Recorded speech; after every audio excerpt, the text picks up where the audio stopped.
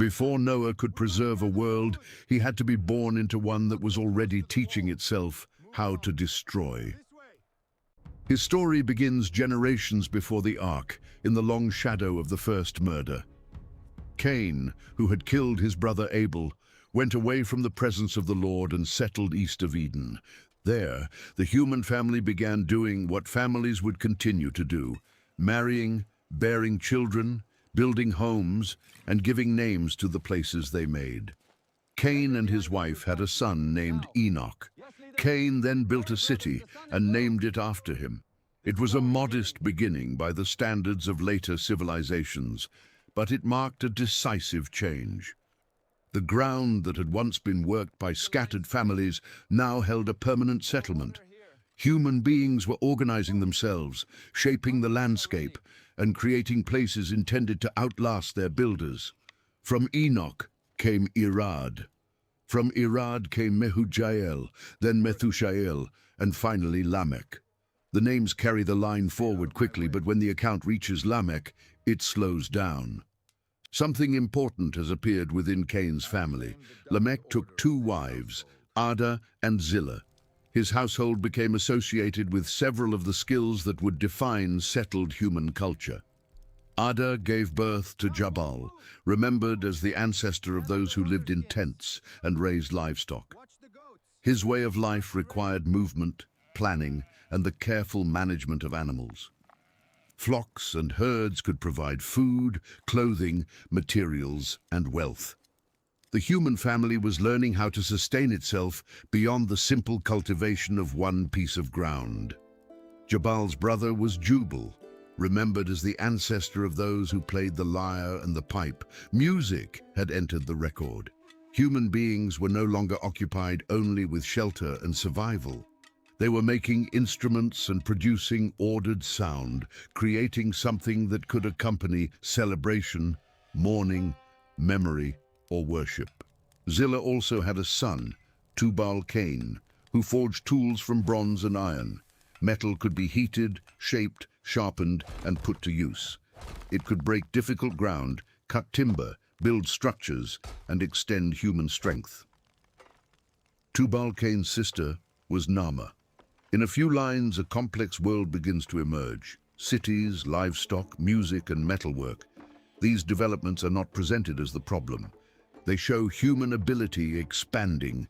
Cain's descendants could organize communities, manage animals, make art, and transform raw material into useful tools. Yet the same family record that preserves those achievements also preserves something darker. Lamech called his wives to listen. Ada and Zillah, hear my voice. Wives of Lamech, listen to what I say. What followed was not a song of gratitude for the skills flourishing in his household. It was a declaration of violence. I have killed a man for wounding me, a young man for striking me. If Cain is avenged sevenfold, then Lamech 77-fold. With those words, violence had moved beyond Cain's fearful act against his brother.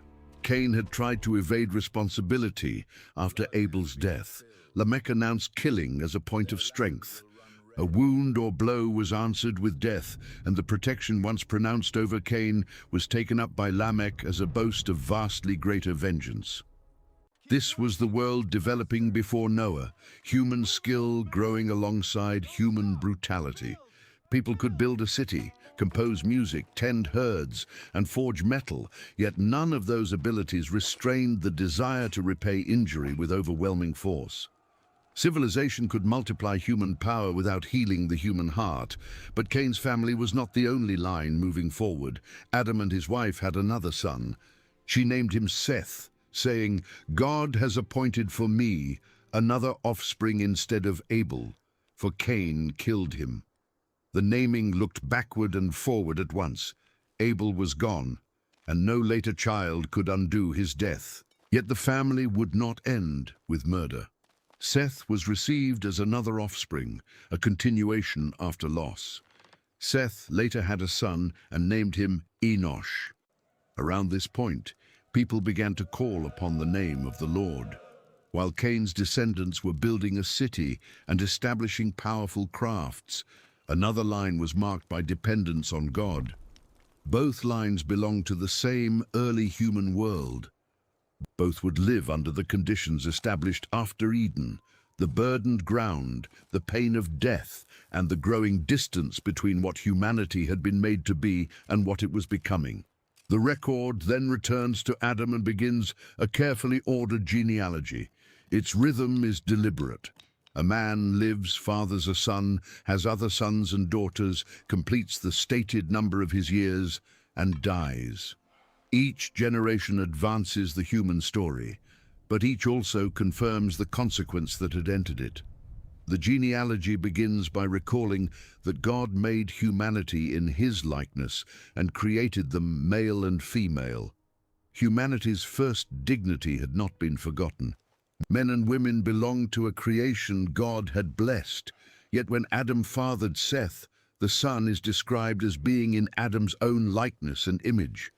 Life continued through fathers and children, carrying both the dignity of human origin and the mortality of a fallen family. Adam was 130 years old when Seth was born.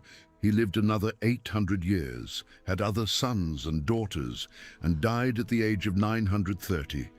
The years are immense, but the final words are always stronger than the number. He died. Adam, formed at the beginning of human life, did not escape the sentence attached to disobedience. His descendants would know him for centuries, but even that long life ended. Seth was 105 when he fathered Enosh. He lived 912 years, and he died. Enosh was 90 when he fathered Kenan. He lived 905 years, and he died. Kenan fathered Mahalalel at 70 and lived to 910. Then he died. Mahalalel fathered Jared at 65 and lived 895 years. Then he died. The repeated pattern does more than measure time. It allows generations to overlap, memories to pass from one household to another, and the human family to expand across centuries. But it also sounds a steady warning beneath every birth. A son could carry the family onward, but he could not prevent his father from returning to the dust. Jared was 162 when he fathered Enoch. He lived 962 years, longer than any of those listed before him, and then he too died. But when the genealogy reaches this Enoch, not Cain's son, but the seventh generation through Seth, the pattern changes. Enoch was 65 when he fathered Methuselah. After Methuselah's birth, Enoch walked with God for 300 years and had other sons and daughters. His whole life lasted 365 years. Then, where the familiar ending should appear, it does not. Enoch walked with God, and he was not because God took him. For one brief moment, the procession toward death is interrupted. Enoch's life is shorter than those surrounding it, yet its conclusion is unlike theirs. He does not build a city, announce vengeance, or leave his identity attached to a craft. He is remembered for walking with God. His disappearance stands within the genealogy as an exception, quiet, unexplained, but unmistakable. Then the older rhythm resumes. Methuselah was 187 when he fathered Lamech. This was a different Lamech from the man in Cain's line. The two men shared a name, but the words preserved from them could hardly be more different.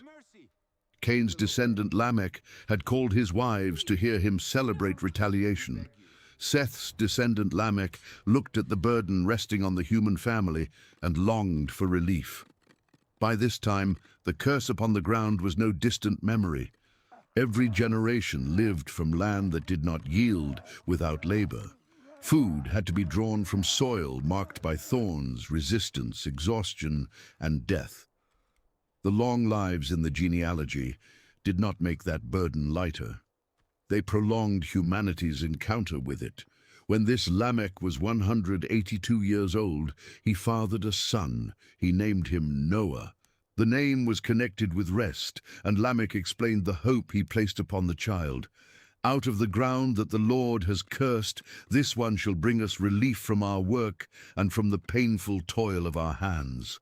Noah entered the story as an answer desired before he had done anything. His father did not speak of cities, music, livestock, or metal. He spoke of work, pain, the ground, and the need for comfort. Human accomplishment had advanced remarkably, but the ancient wound beneath human life remained. The earth still resisted those who depended upon it. Death still closed every ordinary life. Violence had not disappeared. It had learned to boast. Lamech could not yet know how his words would be fulfilled. The child in his arms had not built an ark, heard a warning, or watched rain fall. He was simply Noah, a son born into a world of extraordinary strength and deepening danger. Behind him stood two family histories. One led through Cain's city to a man who sang of killing. The other led through Seth, through those who called upon the Lord, through generations that lived and died, and through Enoch, who walked with God. These histories were not separate worlds. They converged in the same human race, on the same burdened earth. Noah inherited all of it, the knowledge accumulated across centuries, the structures human beings had built, the skills they had mastered, the violence they had magnified, and the mortality no achievement could overcome. His name carried his father's hope that relief might still come from the very ground God had cursed. For the moment, that hope rested on a child. Around him, the ancient world continued to grow, and grow it did. Lamech lived another 595 years after Noah's birth and had other sons and daughters. His hope for relief did not bring immediate release from the long conditions of human life. The ground still demanded labor. Children were born, families spread, and one generation continued beside another until Lamech died at the age of 777. Methuselah, Noah's grandfather, lived longer than anyone named in the genealogy. He reached 969 years, but the ancient rhythm claimed him as well. He died. The family line had now narrowed toward the man whose name carried the hope of rest. Noah reached 500 years of age before the record turns to his sons. 3 are named Shem, Ham, and Japheth. They would eventually stand with him at the center of the human story, but their arrival first placed Noah within the ordinary pattern of the generations before him. A father had sons, a household grew, life moved forward. Beyond that household, the human population was multiplying across the land. Sons and daughters were being born in increasing numbers. Settlements could expand, families could join through marriage, and powerful lines could establish themselves over others. The world was filling with people, but growth was not producing the relief Lamech had hoped for. As humanity multiplied, so did the reach of human desire and power. At this point, the account introduces one of the darkest and most difficult episodes in the world before the flood. The sons of God saw that the daughters of humanity were beautiful, and they took wives for themselves from any they chose. That description carries the force of appetite backed by power. They saw, they desired, and they took. Marriage here is presented not through kinship, covenant, or mutual loyalty, but through the unrestricted choice of those able to claim the women they wanted. The identity of these sons of God has long been understood in different ways. The language can describe heavenly beings, and elsewhere in Scripture the same expression is used for members of the heavenly court. Some have therefore understood this as a forbidden crossing between spiritual beings and human women. Others have read the passage as the union of powerful rulers with the daughters of ordinary people, men presenting themselves with divine status and taking women at will. Another interpretation sees the godly line of Seth joining itself to a corrupt human society. The episode does not pause to resolve every question surrounding them. Its movement is clear enough. A boundary was being violated, power was taking what it desired, and the result belonged to the disorder spreading through the earth. The Lord responded, "My spirit shall not contend with man forever, for he is flesh. His days shall be 120 years.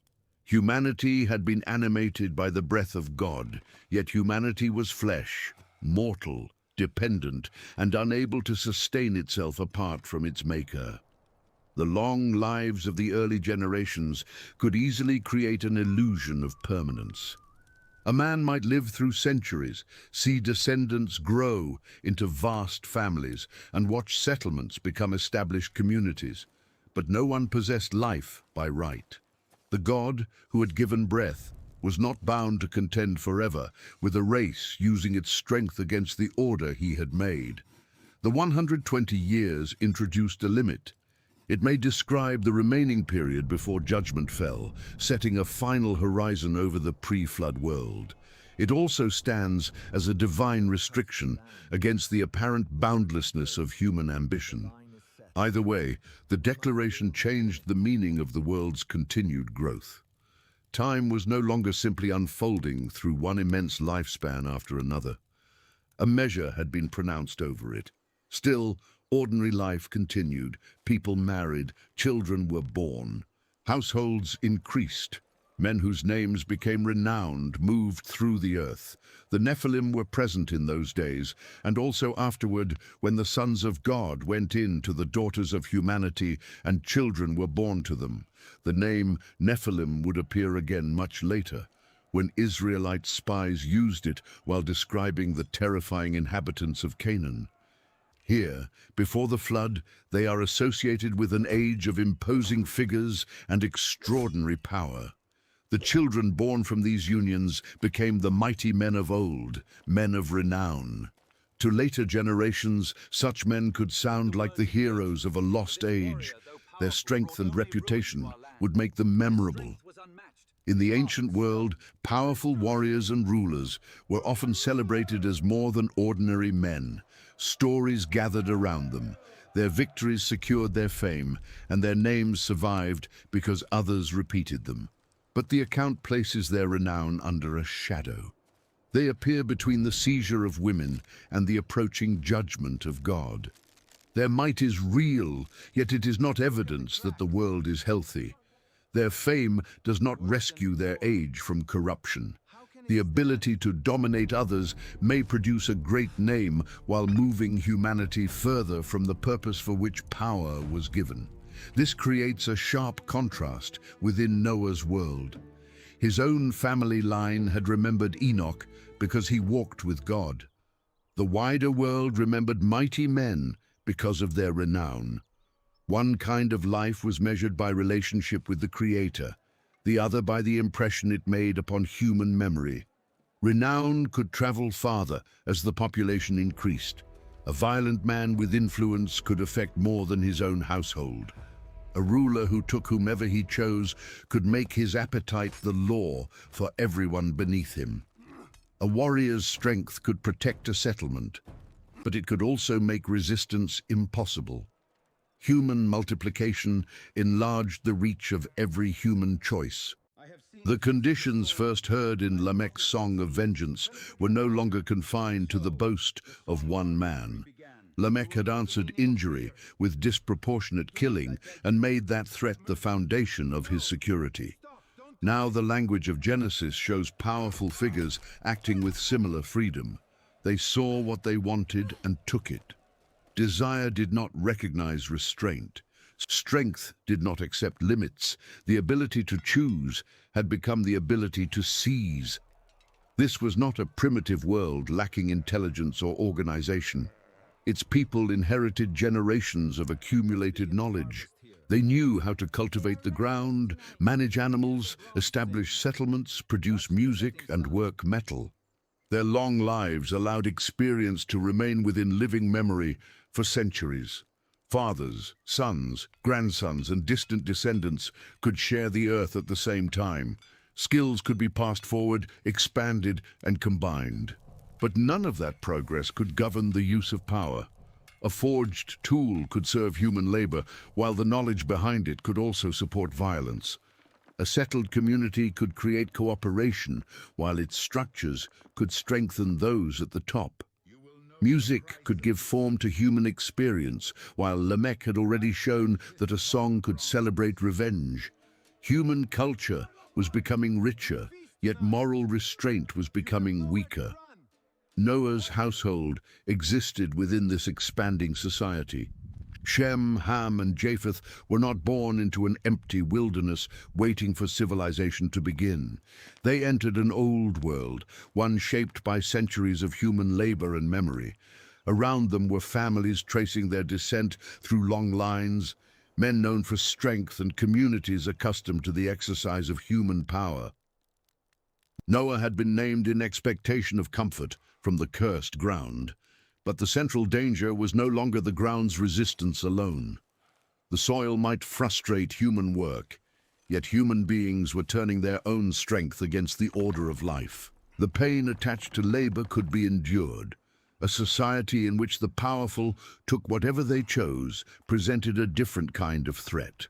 The birth of Noah's sons also changed the stakes for him personally. He now belonged not only to the line behind him, but to the generations ahead. Whatever direction the world took would be inherited by his household. Shem, Ham, and Japheth would receive the world their elders had made, along with its knowledge, its customs, and its conflicts. The three sons would one day become fathers of nations. For now, they were members of one family living under the same limit pronounced over all flesh. No household, however ancient its ancestry, stood outside that declaration. No famous warrior was strong enough to cancel it. No ruler could extend the appointed time by taking more land, more wives, or more power. The contrast between divine patience and human expansion was tightening. God's spirit still contended with humanity. The world had not yet been struck. Families still woke to their work. Herds still required care. Fields still had to be tended. Marriages were arranged. Children entered households, and renowned men increased their influence. That continuation could look like security. Each new day resembled evidence that life would proceed as it always had. The oldest people could remember centuries of births and deaths without having seen the world itself brought to an end. Human beings had survived violence before. Cain had killed Abel, yet the family continued. Lamech had boasted of murder, yet cities and crafts continued to develop. One generation died, and another took its place. But endurance was being mistaken for approval. The 120 years stood over the age, whether its people acknowledged the limit or not. The God who had watched humanity multiply was also measuring what that multiplication produced. Every new household added life to the earth, yet every act of seizure showed how life was being treated. Every mighty man demonstrated human capability, yet renown could not turn domination into righteousness. Noah's name promised rest, but the world around him was moving in the opposite direction. Power was becoming restless, always reaching for more. Men took according to their own choosing. Great figures made names for themselves. The boundaries of ordinary human life appeared too small for the ambitions growing within it. The phrase, "men of renown," captures the attraction of that age. These were the figures people noticed. Their deeds commanded attention. Their strength gave them influence, and their reputation outlived individual acts. In another kind of account, they might have occupied the center of the story. Instead, the story turns toward Noah. He was not introduced as a conqueror. No city bore his name. No song celebrated his vengeance. No list of defeated enemies established his greatness. He was a father with 3 sons, descended from a line in which one man had once been remembered simply for walking with God. That difference was about to matter more than strength, ancestry, skill, or fame. The age had reached a point where its achievements could no longer conceal its direction. Population had increased. Power had gathered. Boundaries had been crossed. Desire had learned to take without restraint, and the people produced by that world celebrated might and reputation. Humanity had filled the earth with life, but it was also filling human life with domination. The world Lamech hoped Noah might relieve had become more dangerous than exhausted hands and resistant soil. Its trouble was now carried within the people working the ground, building the settlements, forming the households and making names for themselves. And the Lord saw what their world had become. He saw that human wickedness was great upon the earth. This was no isolated outbreak, no crime confined to one family or one violent ruler. Corruption had spread through the world humanity was building. The problem reached beyond public acts into the hidden source from which those acts came. Every inclination of the thoughts of the human heart was continually bent toward evil. The judgment is severe because the condition was severe. Human beings had been made to bear God's image into creation, to cultivate the earth, fill it with life, and govern it under His authority. Instead, the desires forming within them repeatedly produced the world, now standing before Him. Violence was not an intrusion that civilization had managed to contain. It had become part of civilization's direction. People still performed the ordinary work of life. They raised children, kept animals, gathered food, made tools, and maintained households. Those activities could continue even as the society holding them together became profoundly corrupt.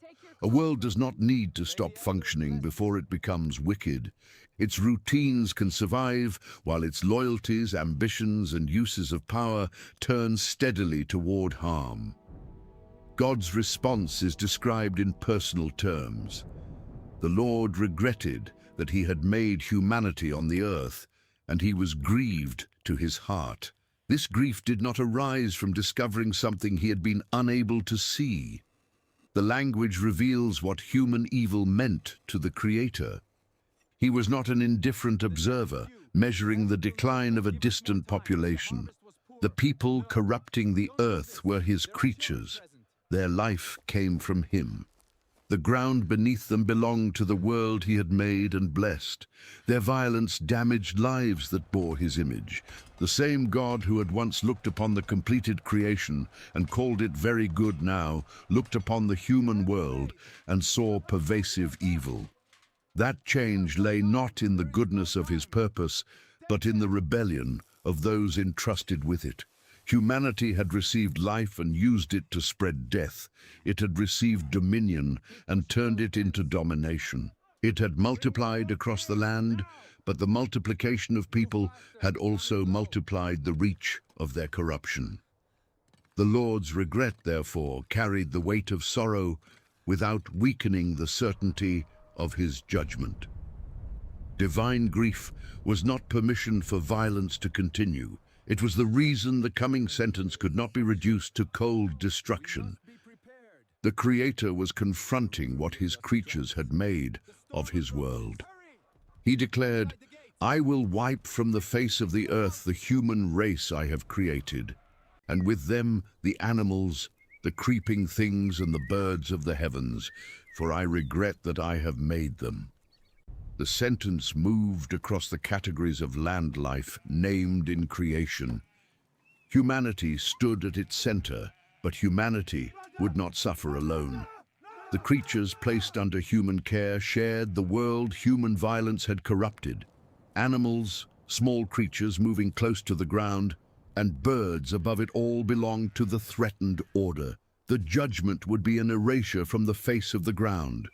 The same ground from which Adam had been formed, the same ground cursed because of human disobedience, and the same ground from which Lamech hoped Noah would bring relief, was now to be cleared of the life walking upon it.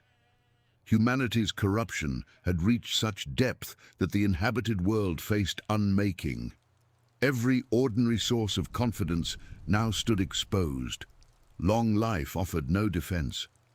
The oldest generations had measured their years by centuries, but age could not place anyone beyond the Creator's sentence. Population offered no defense. Humanity had multiplied, yet numbers could not transform collective evil into innocence. Skill offered no defense. Cities, herds, music, and metalworking could extend human ability, but they could not repair the desires directing it.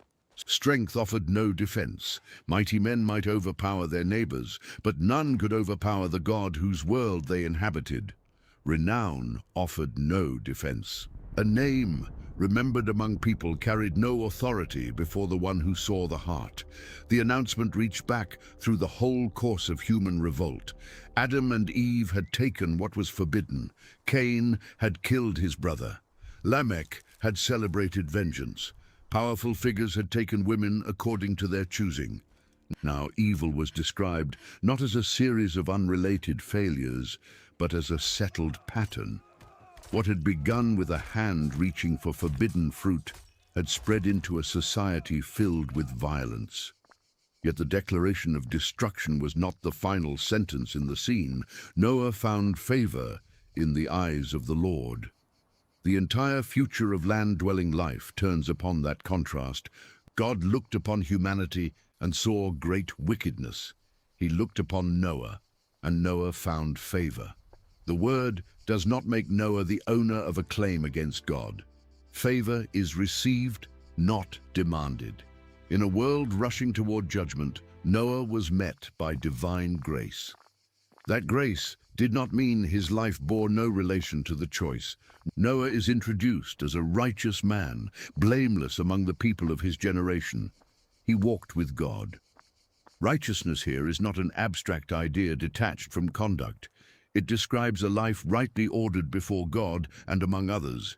To be blameless among his contemporaries was to stand apart from the corruption defining the age. It does not mean Noah was something other than human.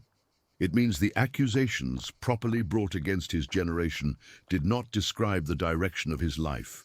The measure of Noah's distinction becomes clearer when placed beside the world around him. The age-honored men of renown. Noah was known to God. Powerful men took whatever they chose. Noah walked in relationship with the one who set the boundaries of life. Violence filled the earth. Noah was called righteous. Others used strength to impose their will. Noah's defining action would be obedience. Once before, the family line had used the same simple expression for Enoch. He walked with God. Now it appears again in the generation facing extinction. The thread connecting Enoch and Noah is not political power, technological achievement, or physical greatness. It is a way of life lived before God. Walking suggests continuance. A single dramatic act could not describe it. Noah's life had taken its direction over time, through the same years in which the rest of humanity moved another way. His righteousness had formed inside the corrupt world, not beyond its reach. He belonged to his generation, lived among its people, and faced the conditions they faced. Yet he did not share the course that had filled their earth with violence. That made Noah a living contradiction to the assumptions of his age. If everyone around him treated power as permission, his life showed that power still answered to God. If vengeance was praised as security, his conduct testified that human life could not be governed by retaliation. If appetite took whatever it desired, Noah's walk required restraint. His existence did not remove the guilt of his generation. It showed that its corruption was not inevitable obedience to circumstance. Another path could still be taken. Noah had 3 sons, Shem, Ham, and Japheth. The sentence facing the earth therefore stood over a household, not merely an individual. His relationship with God would soon carry consequences for his wife, his sons, and the women joined to them. The reach of one man's righteousness would not be measured only by his own survival. The future of his family was bound to what God was about to entrust to him. The account then looks again at the world, this time describing it as God saw it. The earth was corrupt before him, and the earth was filled with violence. Corruption means that something made for a purpose has been spoiled in its use. The earth itself had not chosen rebellion, but the human world spread across it had become ruined through human conduct. Violence filled the space humanity had been commanded to fill with life. What people did to one another had become a defining feature of the inhabited land. God saw the earth, and it was corrupt, because all flesh had corrupted its way upon the earth. No status exempted anyone from that assessment. The language gathers humanity under the shared condition of flesh. The powerful and the weak, the famous and the forgotten, those within cities and those moving with herds, all lived by breath they had received, and all belonged to a way now corrupted. The repetition of God-seeing is crucial. Violent societies often teach their victims that power decides reality. If a mighty man can take what he wants, silence resistance, and preserve his own reputation, his actions may appear beyond judgment. If wrongdoing becomes common enough, it can be treated as ordinary. If those committing it control the story told afterward, they may even be remembered as heroes. But human reputation was not the final witness. God saw. He saw the violence hidden beneath renown. He saw the desires behind the public achievements. He saw not only individual acts, but the direction connecting them. No city wall obstructed his view, no great name altered his judgment, and no passage of time erased what had been done. The flood story begins with that sight before it begins with water. The coming disaster would not be an unpredictable force breaking into an innocent world. It would be judgment upon a world whose corruption had been observed, weighed, and named by its creator. At the same time, Noah's favor also rested beneath that sight. The eyes that saw the earth's violence saw his walk. In a generation where conduct might be rewarded or punished according to the will of powerful men, Noah's life was known by a higher authority. His righteousness had not prevented the world from becoming dangerous, but it meant the world's corruption would not have the final word over him. The difference between Noah and his generation was now about to become a burden of responsibility. Favor would not allow him to stand at a safe distance while judgment passed over others. He would have to hear what God intended to do. He would have to accept that the world familiar to him, its settlements, fields, roads, households, and accumulated achievements, stood under a sentence of complete destruction. He would also have to act upon a warning before its fulfillment could be seen. Until this moment, Noah had walked with God amid ordinary human time. Years passed. His sons grew. The ground demanded work, and the society around his family continued on its violent course. Now that long faithfulness approached a command unlike anything given to the generations before him. God's verdict was direct. The end of all flesh has come before me, for the earth is filled with violence because of them. I am going to destroy them with the earth. The sentence that had first been declared over humanity was now spoken to Noah. He knew what the rest of the world did not. Its apparent permanence was ending. The earth beneath every human achievement had become the scene of judgment, and Noah's household stood inside the danger. Then God told him what to build. Make yourself an ark of gopher wood. The command gave Noah a task before it gave him an explanation of how survival would feel. God did not direct him toward a mountain, an existing city, or a distant country.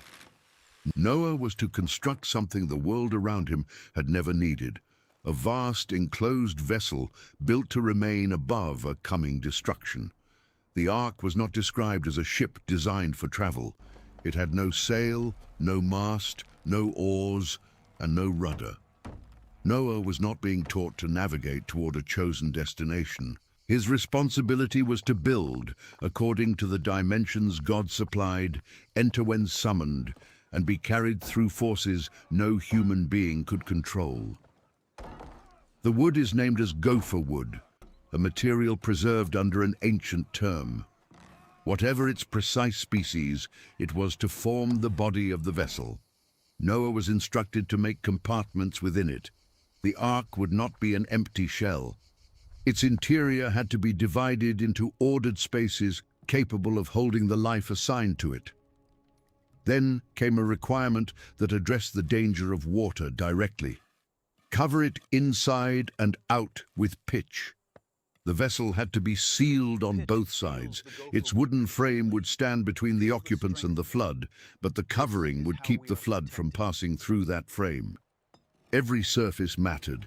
The same water that would lift the ark could enter through any weakness in its enclosure.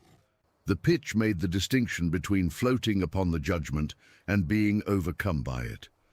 God then gave Noah the dimensions. The ark was to be 300 cubits long, 50 cubits wide, and 30 cubits high. Measured by the common estimate of an ancient cubit that would make it roughly 137 meters long, 23 meters wide, and nearly 14 meters high.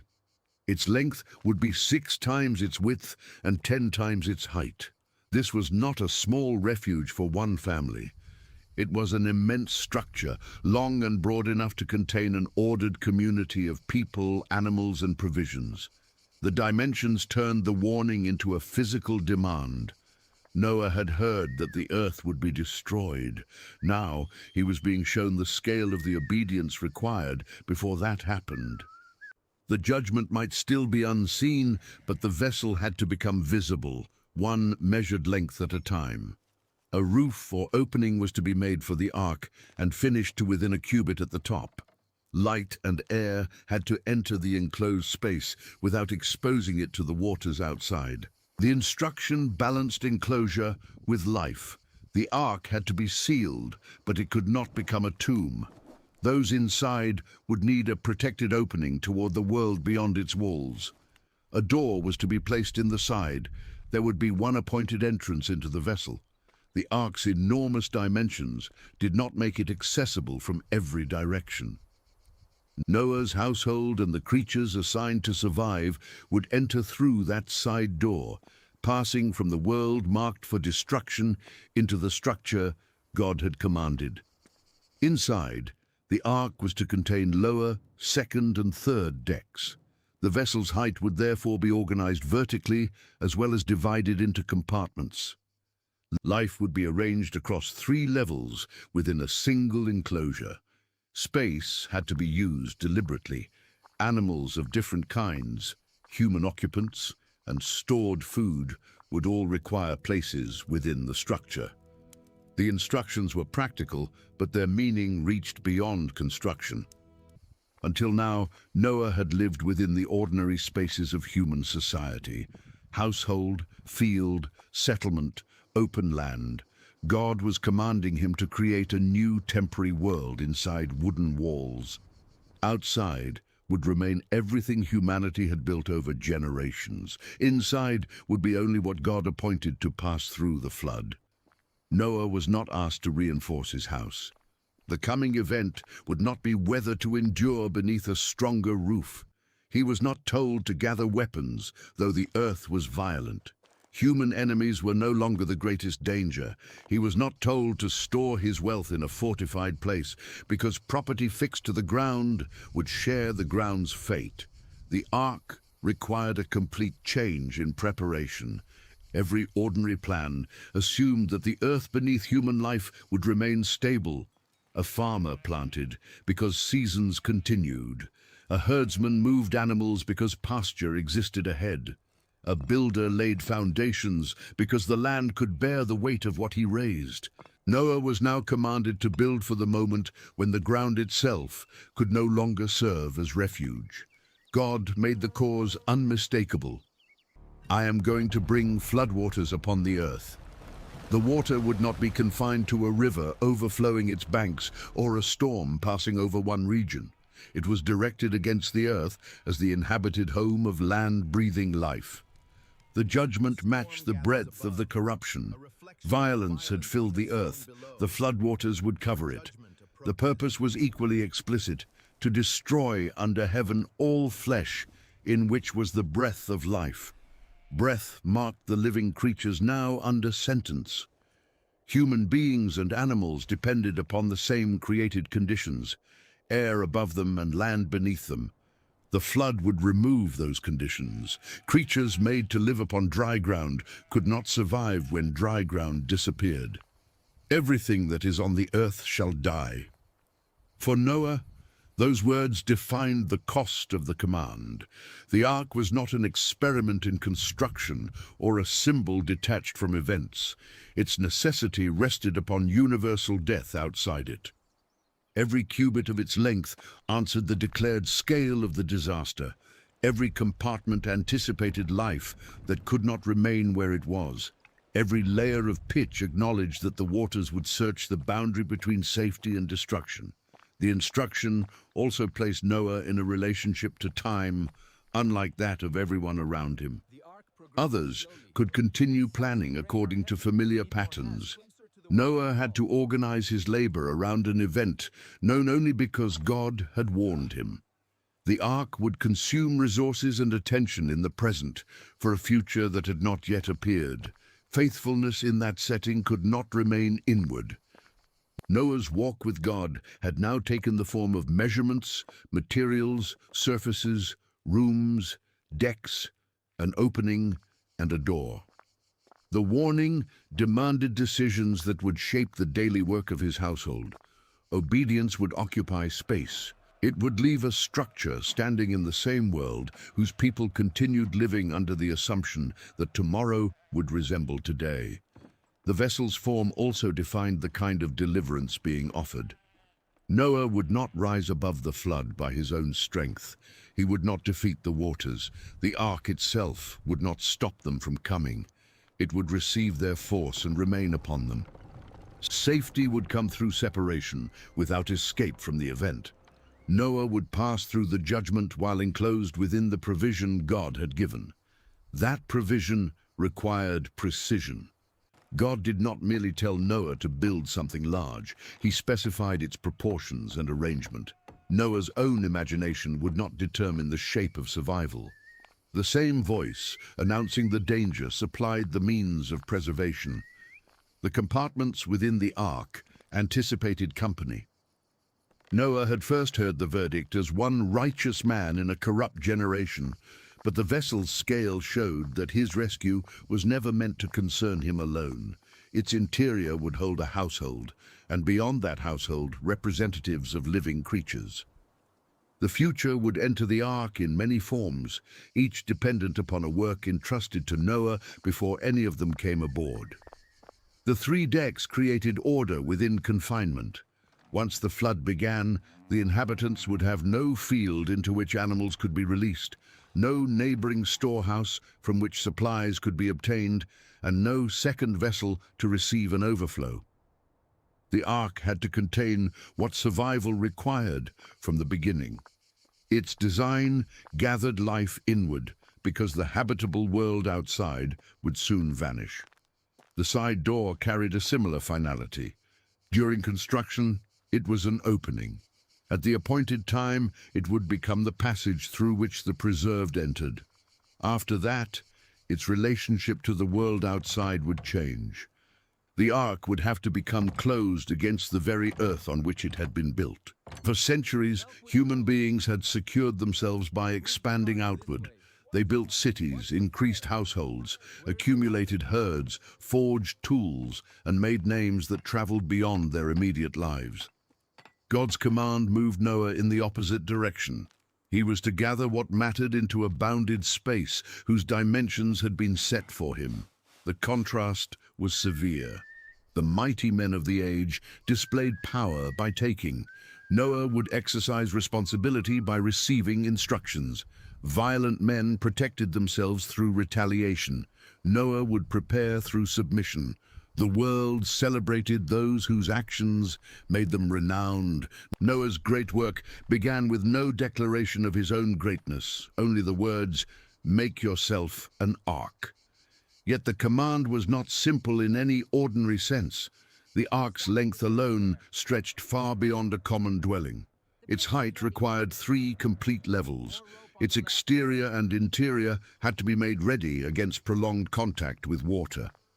Compartments had to transform the great enclosure into usable space. The structure had to carry weight while remaining able to float. Noah could not satisfy such a command with a brief display of devotion. The scale required sustained obedience. Measurements had to remain true across a vast frame. The work begun in response to warning would have to continue, while the warning still awaited fulfillment. And as the ark took shape, its purpose would confront every familiar expectation. A vessel of such size on dry land pointed toward a world no one could preserve by ordinary means. Its decks implied passengers not yet gathered. Its sealed walls implied surrounding waters not yet visible. Its door implied a future division between those within and the world outside. God had taken the sentence over all flesh and placed a corresponding duty into Noah's hands. He now knew the material, form, dimensions, and arrangement of the only refuge named to him. He knew that the flood would reach beneath heaven, that breathing life on the land would perish, and that the vessel had to be ready before the waters came. But the ark was more than a boundary against death. God was about to tell Noah who would enter it, what he must bring aboard, and why the destruction of the ancient world would not become the end of every living future. I will establish my covenant with you. For the first time, God placed the word covenant over Noah's future. The command to build had already offered a means of survival, but this promise gave that survival a relationship and a purpose. Noah was not being left to trust the strength of timber alone. The God who announced the flood bound himself to preserve the man he had favored. A covenant joined promise to obligation. God would establish it. Noah would respond to the instructions he had received. The vessel was to be built because the warning was true, but Noah could undertake the work knowing that judgment was not the only divine intention moving toward him. Beyond the destruction stood a pledged future. "You shall come into the ark," God told him. Noah would live to use what he built. The command did not promise that preparation would spare him from entering the danger. It promised that he would be carried through it. The ark was not a monument to a catastrophe avoided, but a refuge for a catastrophe survived, and Noah would not enter alone. You, your sons, your wife, and your sons' wives with you. The promise extended across his household. The three sons whose names had already been joined to Noah's story, Shem, Ham, and Japheth, would go with him. So would Noah's wife and the wives of his sons. 8 human lives were gathered into the declared future. This gave Noah's obedience an immediate human consequence. The work placed before him was now the work by which his family would be preserved. His sons' lives depended upon a warning first spoken to their father. Their wives, joined to them and therefore carrying the possibility of later generations, were included in the same protection. The household formed a bridge between the world before the flood and whatever would exist after it. Noah carried the line of his ancestors. His sons would carry that line forward. If they survived, humanity would retain a future. If they did not, the ark's preservation of animal life would have no human family beside it. God's promise, therefore, narrowed the human story to one household while widening the meaning of Noah's task. He was building for people whose futures had been entrusted to his response. The covenant announced that their names would not end beneath the waters. Then the purpose of the compartments became clear. Of every living thing of all flesh, you shall bring 2 of every kind into the ark, to keep them alive with you. They shall be male and female. The ark would preserve more than human life. Pairs of living creatures were to enter it, each carrying within its survival the continuation of its kind. The command did not turn Noah into the owner of those creatures. He was being made their keeper for the duration of a judgment they could neither understand nor prepare for. The animals shared the threatened earth, but they had not received Noah's warning or his construction task. Their preservation had to be arranged through him. The man entrusted with dominion over other living things was now given a concentrated form of that responsibility. While life outside the ark perished, he was to keep life inside it alive. God named the broad orders of creatures. Birds according to their kinds would come. Animals according to their kinds would come. The small creatures that moved along the ground would come according to their kinds. The many forms of land life were not to be preserved as an undifferentiated mass. The distinctions established in creation would pass through the flood. The phrase, according to their kinds, placed order inside the coming upheaval. The flood would break apart the stable environment in which these creatures lived, but it would not erase the patterns by which life had been made to continue. Male and female pairs would carry those patterns into the ark. 2 of every kind would come to Noah to be kept alive. That detail changed the burden of gathering. Noah received the responsibility to bring the creatures into the ark, yet God declared that they would come to him. The same divine authority that sent Noah to build would direct living creatures toward the refuge prepared for them.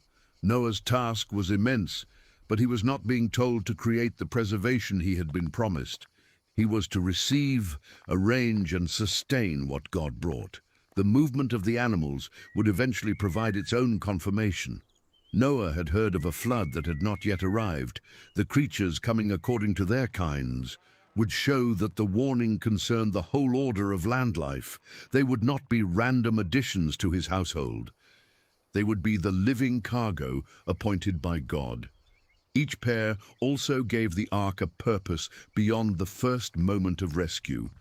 Keeping them alive with you joined their fate to Noah's. Human and animal occupants would endure the same enclosure and depend upon the same vessel. Yet their survival pointed beyond confinement. Male and female were brought together because the flood would end. Life was being preserved in a form capable of multiplying when land became habitable again. The judgment would be vast, but it would not reduce creation to emptiness. God had announced destruction, then immediately selected and ordered a remnant. This was not a retreat from the sentence. The earth's corruption would still be judged. But the Creator refused to abandon the future of every creature placed upon it. Noah now stood between 2 divine declarations. Everything on the earth would die, and representatives of living things would be kept alive with him. The ark connected those declarations. Outside it lay the certainty of judgment.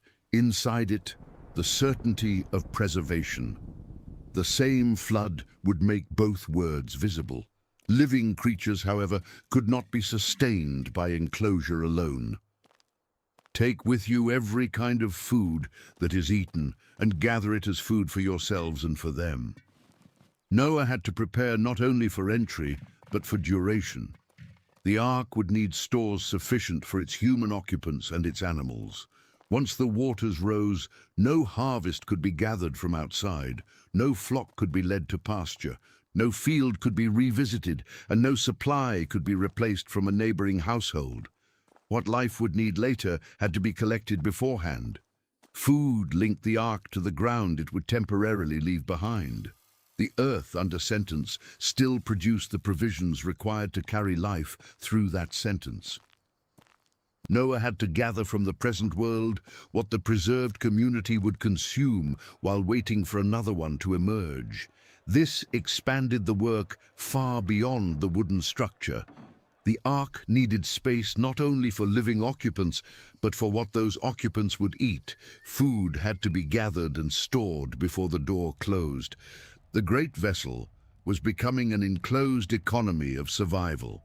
Shelter, ordered spaces, living pairs, a human household, and provisions held together under one promise. Noah's family would eat from those stores, but so would the creatures placed in their care. The command joined human preservation to daily responsibility. The animals were not merely cargo to be transported. They had to be kept alive. Rescue would require continued service after the dramatic act of entering the ark. That responsibility began well before the flood. The ark had to be made ready to receive different forms of life. Provisions had to be gathered, while ordinary sources remained available. Noah could not wait until the first sign of destruction to begin obeying. By then, the work required for survival would be too great. Every part of the instruction depended upon taking God's warning seriously in advance. Timber had to be shaped before water covered the ground. Pitch had to be applied before the vessel needed to float. Compartments had to be prepared before the creatures arrived. Food had to be stored before the world outside could no longer supply it. This is why later scripture remembers Noah as a man who acted by faith. He was warned about events not yet seen, and he responded with reverent seriousness. Faith, in his case, was not confidence without content. God had spoken clearly about what he would do and what Noah must do. Noah trusted that word enough to organize his life around it. The warning concerned a future hidden from ordinary sight. The ark made Noah's trust visible in the present. Its existence declared that he considered God's word more reliable than the apparent stability of the world around him. By building it, Noah prepared an ark for the saving of his household. The work did not earn the favor with which his story had begun. It was the faithful response of a man who had received that favor. God supplied the warning, the design, the promise, and the appointed living cargo. Noah answered by doing what had been commanded. That answer also set him against the judgment governing his generation. Hebrews would later say that through this faith, Noah condemned the world and became an heir of the righteousness that comes by faith. His obedience exposed the unbelief around him because both stood before the same approaching reality. The world continued on its corrupt course. Noah prepared for the word of God to be fulfilled. His condemnation of that world did not require him to command the flood or pronounce himself superior to its people. The ark itself became the dividing testimony. Noah believed the warning and acted. The culture around him had built according to human ambition. He built according to divine measurement. Others prepared to extend life within the existing order. Noah prepared to lose that order and receive life back only through God's provision. The entire response is summarized in one sentence. Noah did everything just as God commanded him. That statement covers far more than agreement. Noah accepted the sentence against the world he knew. He accepted that his family's future depended upon entering a vessel built under divine instruction. He accepted responsibility for creatures he had not chosen and provisions they would require. He accepted work whose necessity could not yet be demonstrated by visible waters. He did not alter the dimensions to suit a lesser expectation. He did not reduce the cargo to what was convenient. He did not treat the promise of covenant as permission to neglect the command. God's word governed the complete task. As the work proceeded, the ark changed from instruction into material reality. The appointed length, width, and height ceased to be numbers heard in a warning and became the boundaries of a structure. Its decks and compartments took their place within it. Its surfaces were prepared against water. Its opening and door awaited their future use. Space was reserved for people, creatures, and food. At the same time, Noah's household was being drawn toward a decision none of the earlier generations had faced. They would have to leave behind the places and patterns of ordinary life and enter what Noah had built. His sons and their wives would pass through the same door, not because of their strength or renown, but because God had included them in the covenant promise given to Noah. The creatures, too, belonged to that approaching movement. They still inhabited the land according to their kinds, but their route toward survival had already been declared. They would come to Noah, the ark would receive them. Inside its walls, the future population of the earth would be reduced to representatives dependent upon divine preservation and human care. And the food being gathered measured the seriousness of the wait ahead. This would not be a brief escape from a passing storm. The occupants would need sustained provision while the earth ceased to support ordinary life. Noah now possessed everything necessary to understand his responsibility. He knew who would enter, What creatures would be preserved, what supplies had to accompany them, and whose promise held their future. He answered with complete obedience. Then, after the long preparation, God spoke again. This time, the command was no longer to build, it was to enter. Go into the ark, you and all your household, because I have seen that you are righteous before me in this generation. The long work had reached its appointed purpose. Noah was no longer preparing a refuge for some undefined future. He was being summoned to leave the open world and move his family inside it. God's words joined the command to the life Noah had lived. His righteousness had been seen within his generation, among the same people whose conduct had brought judgment upon the earth. Now that distinction would become a physical separation. Noah and his household were to cross through the ark's entrance while the rest of the world remained outside. The summons included a further instruction concerning the animals. Noah was to take 7 pairs of every clean animal, male and female, and 1 pair of every animal that was not clean, also male and female. Of the birds of the heavens, he was to take 7 pairs, male and female. The distinction between clean and unclean animals would later become central to Israel's laws of worship and food. Here, long before those laws were given to Moses, the distinction already mattered. Some creatures were being preserved in greater numbers. Their presence would allow them to survive as kinds, while also serving a purpose after the flood that had not yet been disclosed. The birds were likewise given broader representation. They belonged to the world above the ground, but they could not remain indefinitely over a world covered by water.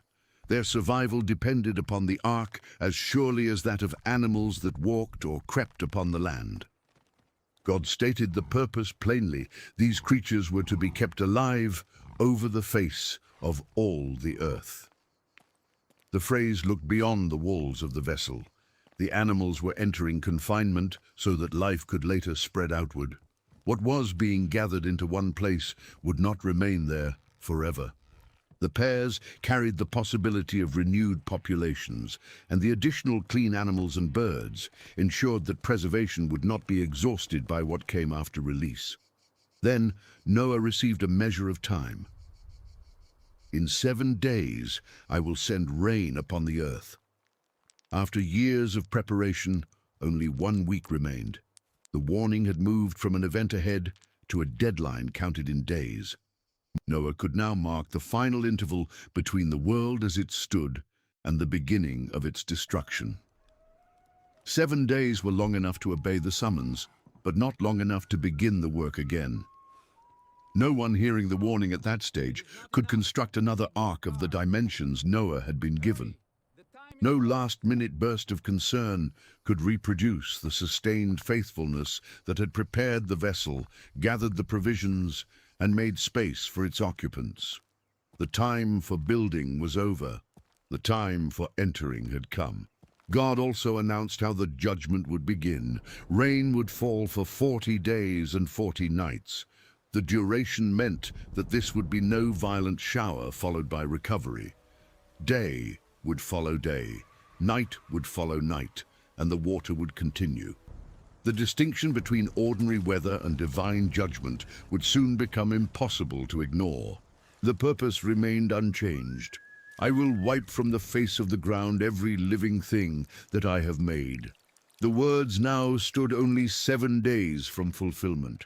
The inhabited surface of the earth, the fields people worked, the paths they traveled, the places where animals grazed, the settlements where families ate and married would be overwhelmed. Life fixed to that surface could not remain there. Noah did everything the Lord commanded him. At this stage, obedience meant departure. Building the ark had demanded labor across time. Entering demanded that Noah finally trust his weight, his household, and his future to what had been built. A structure can be inspected from outside and still remain unused. Noah had to cross its threshold. His family went with him. His wife entered beside the man who had received the warning. Shem, Ham, and Japheth entered, and their wives entered with them. The 8 people named for preservation withdrew together from the world in which their whole lives had unfolded. They could not carry that world with them. The ark contained provisions, but it was not a city. It held the living beings appointed to survive, but not the society that had formed around them. Once inside, Noah's family would no longer be surrounded by the normal networks of human life. The household itself would become the entire surviving human community. The animals came as God had said. Clean animals and animals not clean, birds, and creatures that moved along the ground approached the refuge in their ordered groupings. Male and female came to Noah and entered the ark. Their arrival was not governed by human prestige or usefulness. The ark received kinds of life according to the command of their Creator. For Noah, the movement of those creatures turned promise into immediate action. Compartments prepared in obedience now received occupants.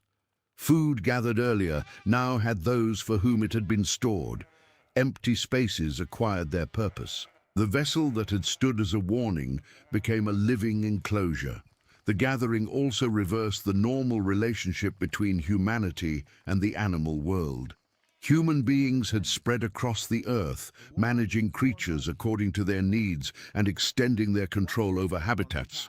Now representatives of land life converged upon the structure of one righteous man, because human corruption had made their ordinary habitats unsafe. The keeper of the ark received what the violent world could no longer be trusted to hold. Pairs entered because survival had to extend beyond individuals. A lone creature could be rescued from death, yet leave no continuation of its kind. Male and female carried life forward together. In each pairing, the ark held not merely a survivor, but a future. The clean animals and birds came in greater number.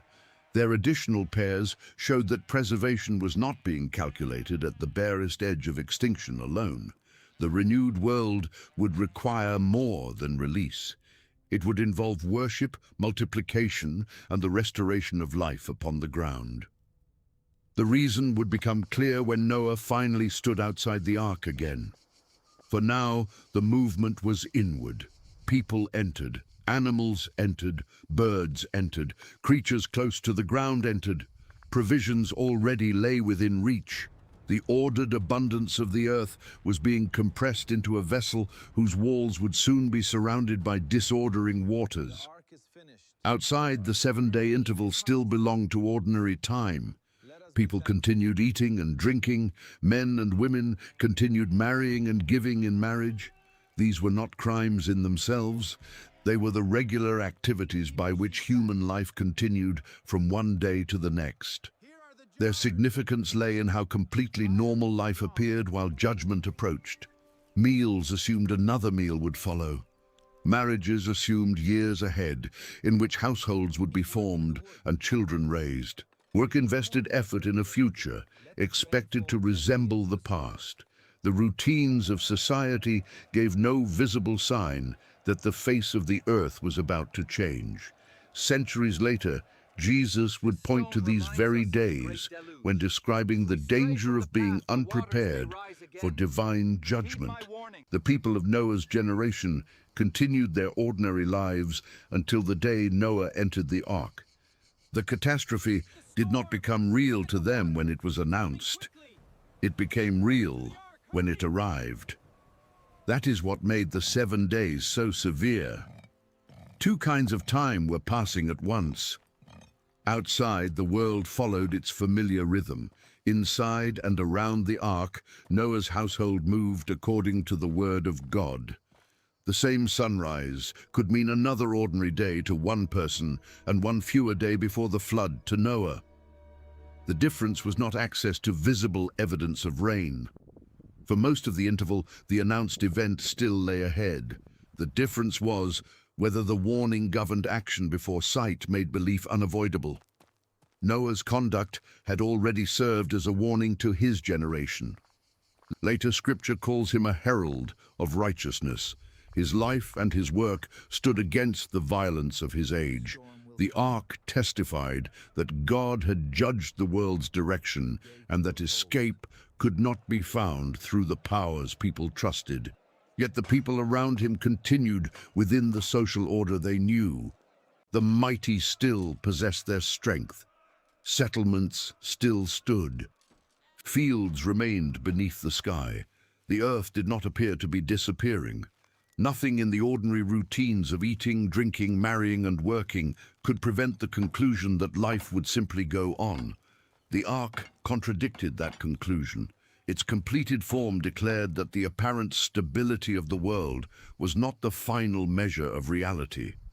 Its open entrance showed that the moment of separation had arrived. Its gathering animals demonstrated that the warning reached beyond human society to the whole community of land life.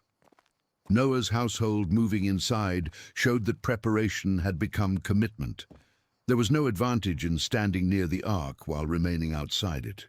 Agreement that Noah had built an impressive vessel could preserve no one.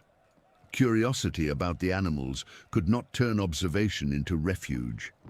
The structure existed to be entered under the terms God had given. For Noah and his family, entry also required accepting the confinement ahead. The ark promised survival, not control. They would not determine the direction of the waters or choose where the vessel came to rest. Once the world outside became uninhabitable, they could not reverse their decision and return to ordinary life. Their safety would depend upon remaining within the boundary God had appointed. The final week, therefore, held both urgency and waiting. The decisive preparations had been made, but the announced rain had not yet begun. Noah could obey the command to enter. He could not command the first drop to fall. He had to take his place inside the vessel and let God determine the fulfillment of the warning. Each day that passed without rain did not cancel the promise. It tested whether Noah's action rested upon changing conditions or upon the voice that had spoken. The same was true for his household. They had left their normal place in the world and entered an enclosure because judgment had been declared. Their lives were now arranged around a word, still awaiting visible confirmation. The animals filling the ark intensified that dependence. This was no private retreat from society that could be abandoned without consequence. Living creatures had been gathered according to their kinds. Food had been assigned for them. Noah had accepted responsibility for the preserved remnant of the animal world. The command had reached the point where retreat would mean abandoning everything placed in his care. The days advanced. Outside, human life continued under the same sky. People ate what the ground had produced. Families prepared marriages. Households arranged their affairs. The social world remained occupied with its immediate concerns, unaware that its final week was passing. Inside, the future had already taken another shape. 8 human beings shared the ark with the creatures appointed for survival. The distinctions that had mattered outside, strength, reputation, possession, influence, could offer no place aboard. The vessel did not contain the most famous men of the age. It contained the household included in God's promise and the life he had ordered Noah to preserve. The waiting also placed Noah between 2 worlds. The one outside was still visible and active, but he had left it. The one after the flood had been promised through covenant and preservation, but no part of it could yet be seen. He occupied a wooden refuge built on the ground, preparing to survive the loss of the ground itself. Then the 7th day arrived. The interval announced by God was complete. Every clean and unclean animal appointed for preservation had come according to the command. The birds were within. The creatures that moved along the land were within. Noah's sons and their wives were with him. The food had been gathered. The decks and compartments were no longer waiting for their purpose. Outside, the ancient world still possessed all the appearance of permanence. Its people had reached the day as they had reached every day before it, through ordinary plans and familiar routines. But the counted time had run out. Noah was 600 years old when the flood came upon the earth. The age fixes the catastrophe within his lifetime with unusual precision. The warning had not dissolved into a distant possibility, and the work of preparation had not been undertaken for some generation after him. Noah himself had reached the year in which the world he knew would be swept away. It happened in the 600th year of his life, in the second month, on the 17th day of the month. The date stands in the account like an entry made beside a disaster remembered forever. This was not presented as a timeless legend in which the waters rose long ago. A year, a month, and a day were attached to the moment. The chronology that had followed Noah's ancestors through their births and deaths now followed him into the flood itself. That exactness also marks the end of waiting. Until this day, the catastrophe had existed in Noah's life as a word believed and a future prepared for. On the 17th day, the warning entered history. The event for which the ark had been built began to happen beneath and above the people who had dismissed the apparent stability of their world. On that day, all the fountains of the great deep burst open. The language reaches beneath the ordinary surface of the land. In the biblical picture of creation, the deep represents the immense waters over which darkness had once lain before God ordered the world. Dry land had appeared because the waters were gathered and bounded. The earth became habitable through separation. Sea from land, waters below from the expanse above. Life flourished because those boundaries held. Now the deep broke through. These were not gentle springs feeding streams or wells supplying a settlement. They were described as fountains of the great deep, and they burst open together. Waters normally held beneath the ordered earth forced their way into the inhabited world. The stable ground on which human beings had built, planted, traveled, and fought could no longer be trusted to remain above the waters. At the same time, the windows of the heavens were opened. Water came from above as well as below. The sky that had covered ordinary labor, meals, marriages, journeys, and generations became a source of judgment. Rain began to fall, not as a passing interruption, but through openings described as though the barrier of heaven itself had been released. The two movements met upon the earth. The deep rose and the heavens poured down. Humanity stood between them. This was the reversal built into the judgment. The world had been formed as a place where land emerged from water and living creatures could breathe beneath the heavens. The flood began by undoing that habitable order. Water crossed the boundaries that had made settled life possible. The earth was not being struck by one destructive force within creation. The arrangement supporting life on land was collapsing around it. No human power could answer such an assault.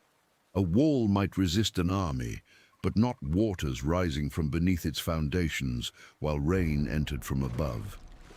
A mighty man could defeat another man, but he could not command the deep to close. Metal tools could shape wood and stone, yet they could not hold the sky shut. The civilization that had extended human control across the land now faced a disaster that removed control over the land itself. The flood did not begin because Noah had predicted the weather correctly. It began because God had appointed the day. The same voice that had announced 7 remaining days now released the waters when those days were complete. Noah's faith was vindicated at the precise moment the world's assumptions failed. On that very day, Noah entered the ark with Shem, Ham, and Japheth, with his wife, and with the 3 wives of his sons. The earlier movement into the vessel now became final. The date of entry was bound to the date of judgment. The household crossed completely from preparation into dependence.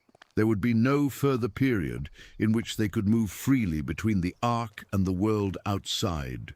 The waters had begun, and every human future named for preservation was now within the vessel. The family entered together, but each passed through the door as an individual life entrusted to the same refuge. Noah's righteousness had brought a responsibility that included them all, yet no separate shelter was assigned to his sons. No second ark carried another branch of the household. Husband and wife, parents and children, brothers and their wives, all were enclosed within one provision. With them came the animals according to their kinds, wild animals, livestock, creatures moving along the ground, and birds, everything with wings. The categories show the breadth of what was gathered. Creatures that had occupied open country entered. Animals accustomed to human households and herds entered. Small life from near the surface of the ground entered. Birds whose normal freedom extended through the air entered. The world's variety moved through a single door because neither land nor sky would remain safe outside it. They came in pairs to Noah, male and female, as God had commanded him. The order of their coming stood against the disorder now breaking over the earth. Outside, the boundaries of the waters were giving way. Inside, living creatures arrived according to kind and sex, arranged for continuation. Destruction did not proceed without distinction, and preservation was not improvised in panic. God had already determined what the vessel would receive. The animals' arrival also marked the limit of Noah's responsibility. He had obeyed the command to prepare, gather food, and receive them. He did not possess authority over the flood itself. Once every appointed creature had entered, nothing remained for him to accomplish outside. The work of many years had reached the point where action gave way to trust. Then the Lord shut him in. The closing of the door was the final act before the ark became entirely separated from the ancient world. Noah had built the vessel and entered it, but God closed it behind him. That act secured the refuge against the waters, and it also removed Noah's control over the boundary. The door was no longer an entrance standing open upon dry ground. It became part of the sealed wall between the living community inside and the world under judgment outside. The words are brief because the action needs no ornament. The Lord shut him in. The God who had seen Noah, warned him, instructed him, and promised covenant now enclosed him within the means of preservation. For Noah, the closed door changed the meaning of everything around him. The ark was no longer a structure he could walk away from after a day's work. Its interior had become his entire accessible world. The compartments, decks, stored food, human household, and gathered animals were now the limits within which he would live until God opened a future beyond them. The shutting also confirmed that rescue would depend on more than Noah's craftsmanship. He had followed the given measurements and sealed the wood, but the decisive security of the vessel belonged to God. The Lord did not merely point toward the ark and leave Noah to take his chances. He placed him inside and closed the boundary himself. Outside that boundary, the warning had become undeniable. Rain was now falling. The deep had opened. Whatever explanations people might have attached to the ark before that day could no longer explain away the waters. The vessel had been built for a flood, and the flood had arrived exactly when Noah had been told it would. Yet visible confirmation came too late to reproduce his preparation. The first torrents could prove that Noah had believed the truth, but they could not return the years required to build the refuge. Knowledge forced upon the world by judgment was different from faith that had acted upon warning. The people outside had continued eating, drinking, marrying, and arranging the future until Noah entered. Now every plan depended upon conditions that were failing at once. Food stored in houses remained fixed to the land. Fields lay exposed beneath the opened heavens. Roads that connected one settlement to another could not offer a route out of a flood rising from the deep. Homes designed for life upon the ground were still upon the ground. The beginning may not have looked complete in its first instant. Rain falls upon ordinary days as well, and water can rise without immediately erasing a world. But this rain did not belong to an ordinary cycle. It had been appointed for 40 days and 40 nights, and beneath it, the great deep was already breaking open. The danger was not contained in the violence of a single moment. It would continue until every refuge based upon the old landscape failed. Inside the ark, Noah's household could hear the event only from the place of obedience. The waters striking the vessel were the same waters destroying the security of everything outside, yet the distinction between those two outcomes had been prepared long before the first drop fell. Wood alone did not explain it. The ark mattered because it was the refuge God had commanded Noah to build. The dimensions covering compartments, provisions, and gathered life were all responses to his word. Noah was not preserved through a human invention competing successfully against God's judgment. He was preserved through obedience to the provision God placed within that judgment. The closed door made that relationship unmistakable. Noah did not stand on the threshold directing events, inviting some creatures in while sending others away, or deciding when enough rain had fallen to justify departure. His authority reached only as far as the command given to him. Beyond that point, God governed the waters, the timing, and the vessel's passage. The family within had no destination they could name. The ark was equipped to preserve life, not to steer toward a known shore. Once lifted, it would go where the waters carried it under God's care. The people aboard could not chart a route across landmarks because the landmarks themselves were about to disappear. Their preservation therefore began with surrender of place. Every human life normally belongs somewhere, to a house, a field, a settlement, a region, a familiar stretch of ground. Noah and his family had left all such places behind. The ark had no permanent location. It stood for the moment upon the earth, but it had been made to survive when that earth vanished beneath water. The animals shared the same dependence. Wild and domesticated, winged and ground-moving, they now occupied ordered spaces inside a world reduced to timber and pitch. Their normal distinctions of habitat had been suspended. Creatures from across the land were gathered under one roof because all their habitats faced the same destruction. Yet within that confinement, the pattern of creation remained. Male and female were together. Kinds remained distinct. Food had been stored. Human beings retained responsibility for the creatures with them. The flood could remove the world in which life had flourished, but the ark carried a deliberate remnant of that life through the removal. Outside, the opened heavens and the broken deep continued feeding the waters. What had begun on a dated day would not end when the sun set. Night could bring no relief, because the appointed rain included the night. Morning could not restore normal life, because the waters would continue into another day. The ancient world had entered a new measure of time. Its generations had once been counted by fathers who lived, had children, and died after many centuries. Now its remaining days would be counted by the duration of the rain and the advance of the flood. Noah's own chronology had also changed. His 600th year would no longer be remembered for another stage of ordinary life. It would be divided by one day.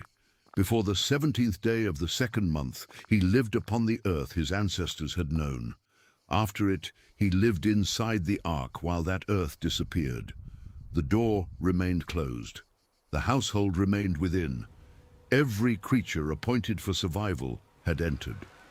Then the waters began to rise around them. For 40 days the flood continued upon the earth. The rain did not exhaust itself after the first violent hours. It fell through day and night, then through another day and another night, while the waters released from the deep continued to spread. Each passing interval enlarged the flood's reach. Low ground disappeared first, then every place connected to it. Water entered the spaces where human beings and animals had lived because those spaces were no longer above its level. The ark remained where Noah had built it only until the flood became deep enough to bear its weight. The same vessel that had rested upon the ground through years of construction now began to answer the rising water beneath it. Then it lifted. That moment marked the end of Noah's connection to the old earth as a place beneath his feet. The ark rose above the ground, carrying 8 people, the gathered creatures, and the food stored for them. What had seemed immovable because of its immense size became buoyant. Timber and pitch, shaped according to God's command, now performed the work for which they had been prepared. The flood did not lift Noah by removing him from danger. It placed the ark directly upon the surface of it. Beneath the vessel lay the waters overwhelming the land. Around it fell the rain, driving the disaster onward.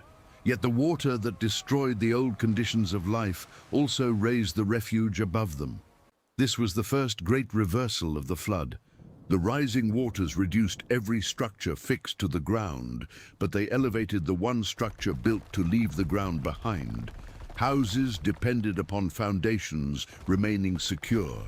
Walls depended upon soil staying in place. Cities depended upon roads, fields, wells, and surrounding land. As those supports failed, their strength became useless. The ark alone had been prepared to rise when the earth beneath it could no longer hold human life. The waters increased and bore the ark high above the earth. It was no longer merely afloat at the level of a flooded field or settlement. As the volume of water grew, the vessel climbed farther above the surface on which it had been constructed. Noah's household was carried upward, while the visible world below was being reduced.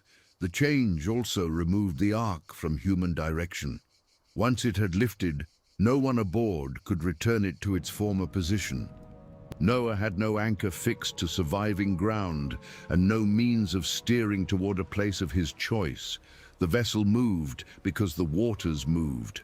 Its safety lay in remaining afloat, not in following a route Noah could control. The floodwaters grew exceedingly powerful upon the earth, and the ark moved upon the face of the waters. The phrase recalls the beginning of creation, when darkness lay over the face of the deep. Now, once again, water dominated the scene.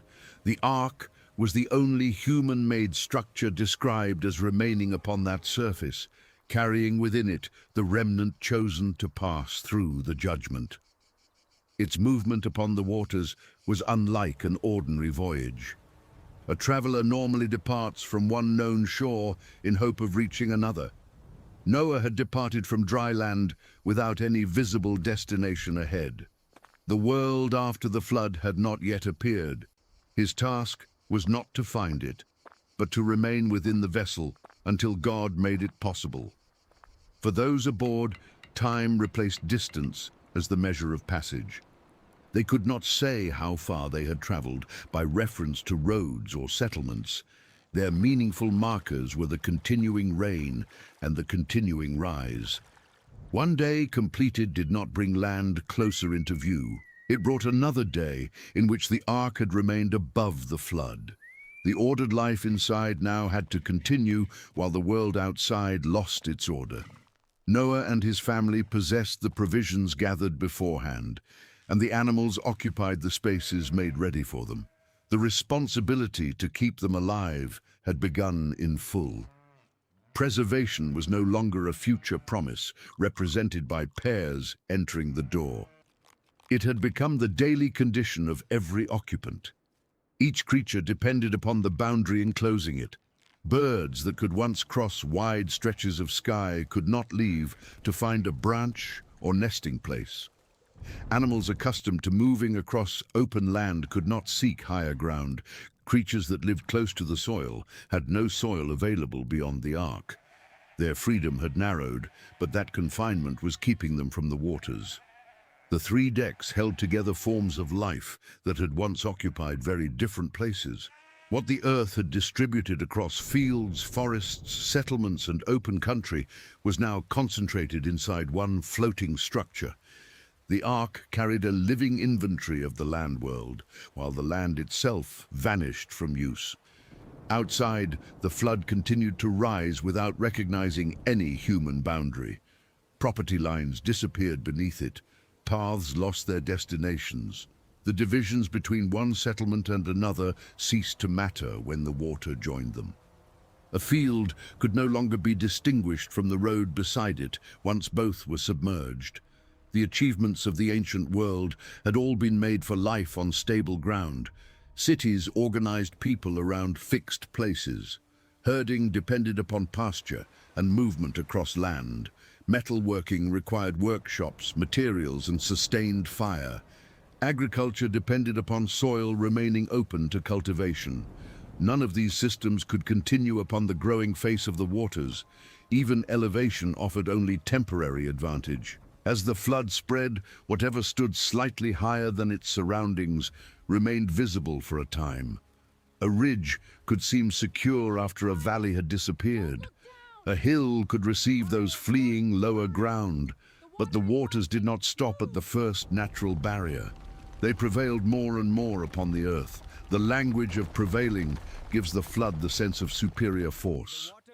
The waters overcame each level that might have resisted them. They did not merely occupy empty spaces. They displaced the world that had occupied those spaces before them. With every increase, something once considered safely above the water became part of the flooded landscape. The ark rose with that advance. Its elevation did not signal that the danger was passing. It measured the danger's growth. The higher the vessel floated, the more completely the land beneath it had been covered. Still, the rain continued. A week passed under the opened heavens, then another. The flood outlasted the kind of storm human experience could absorb and move beyond. Rivers could not carry the water away because the event was not confined to their channels. Basins could not contain it because the waters crossed the limits of local terrain. Every day widened the separation between the occupants of the ark and the former world below. The continuing ascent transformed the meaning of the vessel's design. Its length gave it stability upon waters no road could cross. Its sealed surfaces held against prolonged exposure.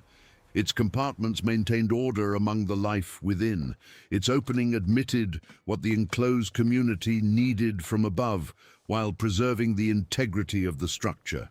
Features prepared before the flood now proved their value under conditions that preparation alone had anticipated. Noah's obedience had moved through distinct stages.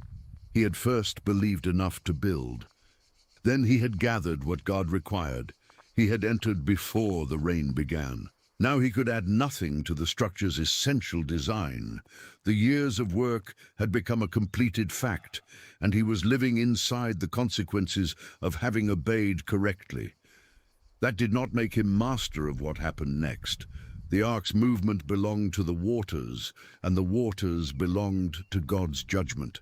Noah's active duty remained within, preserve the household placed with him, maintain the creatures entrusted to his care, and wait. Below the ark, familiar geography was being erased from human use. Landmarks survive because people can return to them, name them, and locate themselves by them. Under the flood, a landmark could no longer guide anyone. The waters made the surface uniform, where hills, fields, valleys, and settlements had once distinguished one place from another. As lower heights disappeared, the remaining high places became the final visible resistance of the land. Mountains had always represented permanence. They rose beyond human construction and outlasted generations. A city could be abandoned, a field exhausted, or a house rebuilt. But mountains seemed to belong to the fixed structure of the world itself. The waters reached them. All the high mountains under the whole heaven were covered. The statement gives the flood its full geographical force within the story. No mountain remained as a separate refuge beyond the reach of the waters.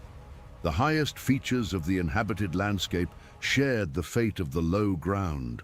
What human beings might have regarded as the last possible escape disappeared beneath the same surface, carrying the ark. The waters rose 15 cubits above the mountains. That depth was enough for the ark to pass over what lay submerged beneath it. The vessel's own draught could be borne without striking the former high places. The flood had not merely touched the summits or washed around them, it covered them decisively. The ark now floated above a world no longer visible as land. Nothing in Noah's earlier life could have prepared him through experience for that position. He had spent centuries within a landscape shaped by ordinary limits.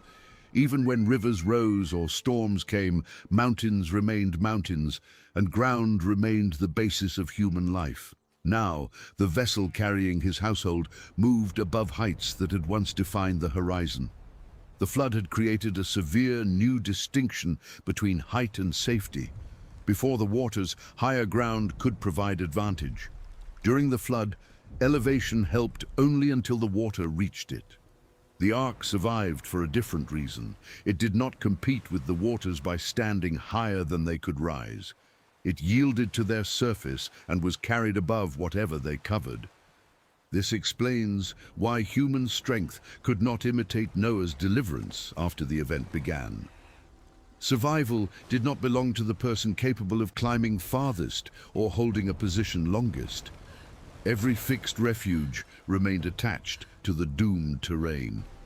The ark alone had been prepared to move with the advancing judgment without being open to it.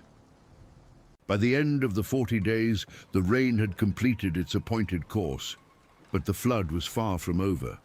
Water accumulated over weeks did not vanish when the final rain fell. The deep had been opened, the land submerged, and the vessel lifted high above the former earth. The world below could not become habitable simply because one phase of the catastrophe had reached its limit. The waters had gained dominion over the landscape, and that dominion would continue. Inside the ark, life remained because God had ordered it there. Noah, his wife, his sons, and their wives still occupied the refuge. The creatures remained according to their kinds. The stored provisions still served their purpose. Against the immense emptiness outside, those lives appeared small, but they carried everything the covenant promise required for a future beyond the flood. Outside, every remaining creature of the land faced a world without land. Birds could fly, only while strength and somewhere to rest remained. Animals could seek height only while height remained above water. Human beings could use every skill available to them only while some habitable place still existed upon which that skill could act. Now the mountains themselves were gone beneath the flood. The ark moved alone upon the waters, high above the earth, while the final consequences of that covering passed through every living thing left outside. Every living thing that moved upon the land died. The order of life named at creation now appears in the order of its loss. Birds, livestock, wild animals, the creatures that swarmed over the earth, and all humanity were overtaken. Different forms of strength, movement, and instinct made no difference once the conditions sustaining them were gone. Birds had the air, but no lasting place to descend. Their wings could delay contact with the waters. They could not create land. Domesticated animals had once depended upon human care, but the households that fed and sheltered them were themselves being destroyed. Wild animals could flee without roads and climb without instruction. Yet every route ended at the same advancing surface. Small creatures could seek cracks, trees, or higher soil, but the water entered every landbound refuge. Human beings faced the judgment with greater knowledge and more varied means, but the outcome was the same. The skills accumulated across generations belonged to a world with usable ground. When that ground disappeared, human advantage narrowed rapidly. A tool could cut or fasten, but it could not restore the boundaries of creation. A settlement could gather resources and organize labor, but organization could not drain a world. Physical strength might win time against other people or animals. It could not win a contest against waters covering the mountains. Everything on dry land in whose nostrils was the breath of life died. Breath had distinguished the living from the lifeless ground beneath them. Every ordinary moment depended upon it, though it was rarely noticed. Creatures drew breath while sleeping, working, feeding, running, and speaking. Now the flood removed the space in which land life could breathe. The gift that had sustained generation after generation could no longer be received. The judgment was complete across the face of the ground. God wiped away every living thing that had been there, humans, animals, creeping creatures, and birds of the heavens. They were removed from the earth. The phrase "wiped away" answers the corruption that had spread over the same surface. Humanity had filled the earth with violence. Now the inhabited earth was emptied of violent humanity. The judgment reached not only the men whose power had defined the age, but the entire living order bound to their world. The mighty men of renown disappeared with everyone else. Their names could not hold them above the water. Whatever victories had made them famous belonged to conflicts that no longer mattered. The strong and the weak shared one condition. Both required dry land and breath. The flood reduced every claim to greatness to that dependence. Cities disappeared from use, whether their walls remained for a time beneath the water or broke under its force. No one could occupy them, defend them, or continue the family names attached to them. Workshops fell silent. Instruments no longer produced music. Herds no longer moved under human direction. The old systems of cultivation, exchange, marriage, inheritance, and rule ended together because the people who sustained them were gone. This was the erasure promised in the title of Noah's ordeal, not the removal of every trace of matter, but the end of the ancient inhabited world as a living human order. Its population, institutions, achievements, rivalries, and ambitions could no longer continue. The flood broke the chain by which that civilization would have passed itself forward unchanged. The loss extended beyond the openly violent. Judgment upon a corrupt world is not confined to the visible leaders of its corruption. Every household existed within the doomed order. Every future planned outside the ark depended upon an earth God had declared he would no longer allow to continue in that condition. When the waters prevailed, the distinction that mattered was not between those of greater or lesser social importance. It was between those within the appointed refuge and all flesh outside it. Only Noah remained, and those who were with him in the ark. The sentence stands as the narrow center of the flood. Humanity had multiplied across the earth. Now its surviving population was contained in one family. Land animals had occupied countless habitats. Now their surviving representatives occupied compartments within one vessel. Birds had filled the heavens above the ground. Now those preserved shared the same enclosure. Noah's survival could not be separated from the phrase, "with him." His wife remained. Shem, Ham, and Japheth remained. Their wives remained. The creatures brought according to their kinds remained. The righteousness seen in one man had become the path by which a household and a remnant of land life endured. Later, Scripture would describe 8 persons as being brought safely through water. The expression captures the strange form of their rescue. They were not kept far from the flood. They passed through the event that ended their world. Water surrounded the boundary of their refuge and carried them above the places where their former lives had unfolded. The flood was therefore both the means of judgment and the setting of deliverance. The same water that overwhelmed those outside supported the ark. It did not possess 2 different powers. The difference lay in whether life met it exposed upon the earth or enclosed within God's provision. Noah had once stood as one righteous man among a multitude. Now the multitude was gone, and the man who had believed the warning remained. This was not a victory he could celebrate as conquest. He had defeated no enemy, seized no territory, and commanded no element. He survived because God showed favor, gave warning, provided instruction, and remembered his covenant promise. His obedience mattered at every stage, but it never turned the flood into Noah's achievement. He did not design the terms of rescue or decide which event the ark would face. He answered what God had revealed. Faith carried consequences because it placed Noah where the promised preservation would occur. The Apostle Peter would later draw a severe lesson from this ancient world. God did not spare it, but preserved Noah, a herald of righteousness, with 7 others when he brought the flood upon the ungodly. Peter's emphasis does not soften the catastrophe. It holds judgment and preservation together. The God who opposed the violence of the age also guarded the household that trusted his warning. In another letter, Peter described the world of that time as deluged with water and destroyed.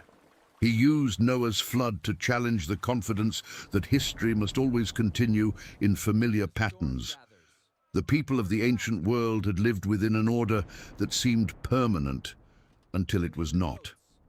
The heavens and earth remained under the authority of the God who had formed them, and their apparent stability could never become independence from him.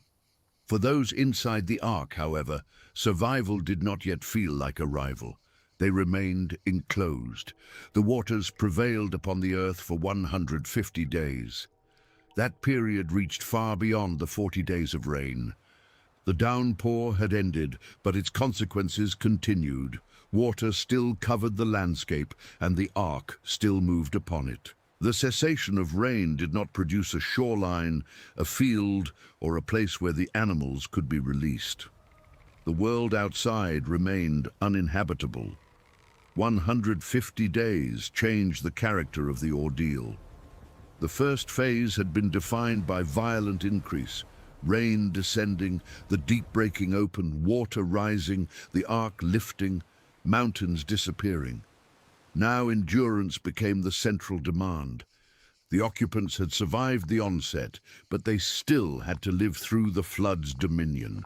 The food gathered before entry became the daily link between preparation and preservation. Stores were consumed because living bodies required continued nourishment. Noah's household had to care for itself and for the creatures placed with it. The promise of survival moved through ordinary acts repeated within extraordinary confinement. No new supplies could be obtained from outside. Every need had to be met from what had been brought aboard. The animals could not return to their former habitats because those habitats lay beneath the waters. The birds could not be released to resume life in the heavens because rest, nesting, and food still depended upon land. The ark was safe, but safety had boundaries. Its walls kept the waters out while keeping the occupants in. The same door that had separated them from destruction also prevented any premature return. Preservation required patience under conditions they could not alter. Noah had spent years acting upon a future he could not see. Now he spent months waiting for another future he could not yet see. Before the flood, faith meant building while dry ground remained. During the flood, it meant remaining within the ark while dry ground was absent. The two forms of obedience demanded different kinds of endurance. Construction allowed measurable progress. Timber could be prepared, surfaces covered, compartments completed, provisions gathered. A day's labor left visible results. Waiting upon the waters offered no such control. Noah could not make the flood recede by greater effort. He could maintain the life entrusted to him, but the restoration of the earth belonged entirely to God. The 150 days also separated the surviving family from every external human voice. The old world had been crowded with households, settlements, and men of reputation. Inside the ark, humanity consisted of 8 related people. There was no surrounding society to join when the ordeal became difficult, no neighboring family to exchange help, and no ruler to appeal to. The covenant promise carried them where human institutions no longer existed. Noah's household now bore a responsibility larger than any family had carried before. They were not merely refugees hoping to resume private lives elsewhere. All later, human generations depended upon their preservation. Yet that future remained hidden within a vessel floating over a drowned world. Shem, Ham, and Japheth had wives, but the command to multiply lay beyond release. The earth outside could not yet receive children, households, fields, or nations. Human history had been reduced to potential. Everything depended upon the waters being restrained and the land becoming habitable again. The same was true for the animal kinds. Male and female pairs preserved continuity, but continuity could not unfold within permanent confinement. The ark kept them alive. It could not become their lasting world. A creature saved from the flood still needed ground, food growing from the earth, and the ordered habitats creation had once supplied. The vessel therefore carried an unresolved tension. It had perfectly fulfilled its immediate purpose by remaining afloat, yet the longer it floated, the clearer its limitation became. Refuge was essential, but refuge was not restoration. Outside lay no visible evidence that restoration had begun. Water still dominated the face of the earth. The high places remained submerged. No smoke rose from a settlement. No tree line marked the edge of a plain. No movement upon the surface indicated another human survivor. The ark alone held the living future of the land. The silence after the rain would not have meant the danger was over. The sound of falling water could cease, while the flood beneath the vessel remained. Calmness upon the surface could not provide solid ground. The absence of further destruction offered no instruction to leave. Noah had acted when God commanded him to build, and again, when God commanded him to enter. He had not been given permission to open the door and test the waters according to impatience. The timing of release had to come from the same authority that determined the timing of entry. So the ark remained upon the flood through the full 150 days.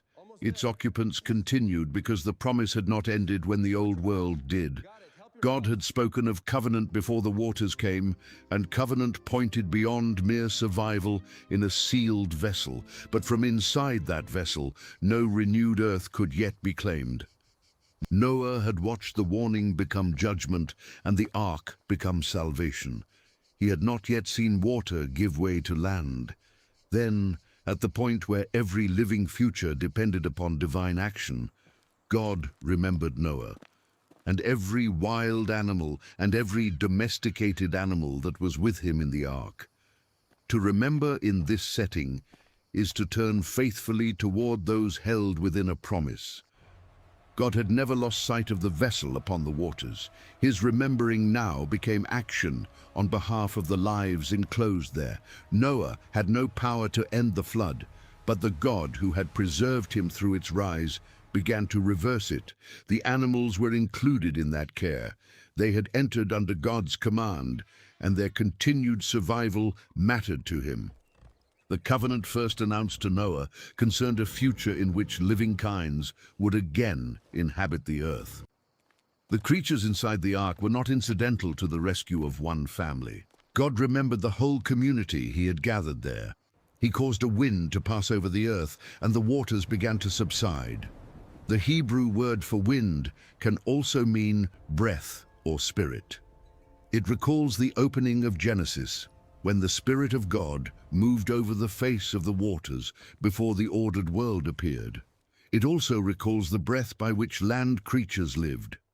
Now a wind moved over the flooded earth, and the long process of making it habitable began again. The judgment had started with the breakdown of boundaries. Waters burst upward from the deep and poured downward from heaven. Its reversal began when God acted upon those same waters. The wind did not create instant dry land. It initiated movement in the opposite direction. For the first time since the flood began, the dominant action was no longer increase, but recession. The fountains of the deep were closed. The waters beneath the earth no longer continued their assault upon its surface. What had burst open on the dated day of judgment was now restrained by the authority that had released it. The source feeding the flood from below was cut off. The windows of the heavens were also closed, and the rain from the heavens was restrained. The sky ceased to add water to the catastrophe. The 40 days of rain had already ended, but this statement marks the complete reversal of the flood sources. Below, the deep was closed. Above, the heavens were shut. Between them, the earth still lay submerged, but the forces driving the waters higher were no longer active. Restraint was as necessary as release. God had opened the sources of the flood in judgment. Now he placed limits upon them for the sake of the remnant. The waters that no human strength could stop were stopped by his command. Then they began withdrawing steadily from the earth. Their retreat was not described as one sudden collapse. Water that had covered the high mountains receded over time. The world would reappear by degrees, and the occupants of the ark would have to endure that gradual restoration without mistaking its beginning for its completion. Day after day, the total volume diminished. The ark remained afloat while the waters beneath it lowered. The movement that had once raised Noah high above the earth now began carrying him downward toward it. This was another reversal. During the flood's rise, greater elevation had measured greater destruction. The vessel climbed because more of the world was being submerged. During the recession, descent pointed toward recovery. The ark could approach the earth again because the waters were surrendering the space they had taken. Yet descent carried its own uncertainty. While the vessel floated freely, the water supported it on every side. As the level dropped, the hidden terrain below came nearer. Noah could not see the mountains beneath the surface or choose where the ark would meet them. The vessel had no steering system with which to seek a gentle shore. Its resting place would be determined under the same providence that had governed its preservation. At the end of 150 days, the waters had decreased. The full period of their dominion had passed. The chronology now moved from the duration of the flood to the stages of return. The world outside was still covered, but it was no longer moving toward greater destruction. A limit had been reached, and the long reversal was underway. On the 17th day of the 7th month, the ark came to rest upon the mountains of Ararat. Exactly 5 months after the flood began on the 17th day of the 2nd month, the vessel stopped its drifting. The date records the first fixed place Noah's household had occupied since the ark lifted from the ground. The words do not point to a single named summit, but to the mountainous region of Ararat, associated with the highlands north of Mesopotamia. Somewhere among those mountains, while the surrounding heights were still largely hidden by water, the ark met solid ground. It rested. That word answered the meaning carried in Noah's name. Lamech had named his son in hope of relief from painful labor upon the cursed ground. Noah had not removed that burden in the way his father might have imagined. Instead, through his obedience, the living future of the ground had been carried through its destruction. Now the ark bearing Noah came to rest against the earth before the earth was ready to receive him. The connection did not yet fulfill everything associated with his name, but it gave the moment a quiet weight. Noah, whose life had become a long labor of preparation and preservation, was no longer being driven across the flood surface. The vessel rested, even though those inside it still had to wait.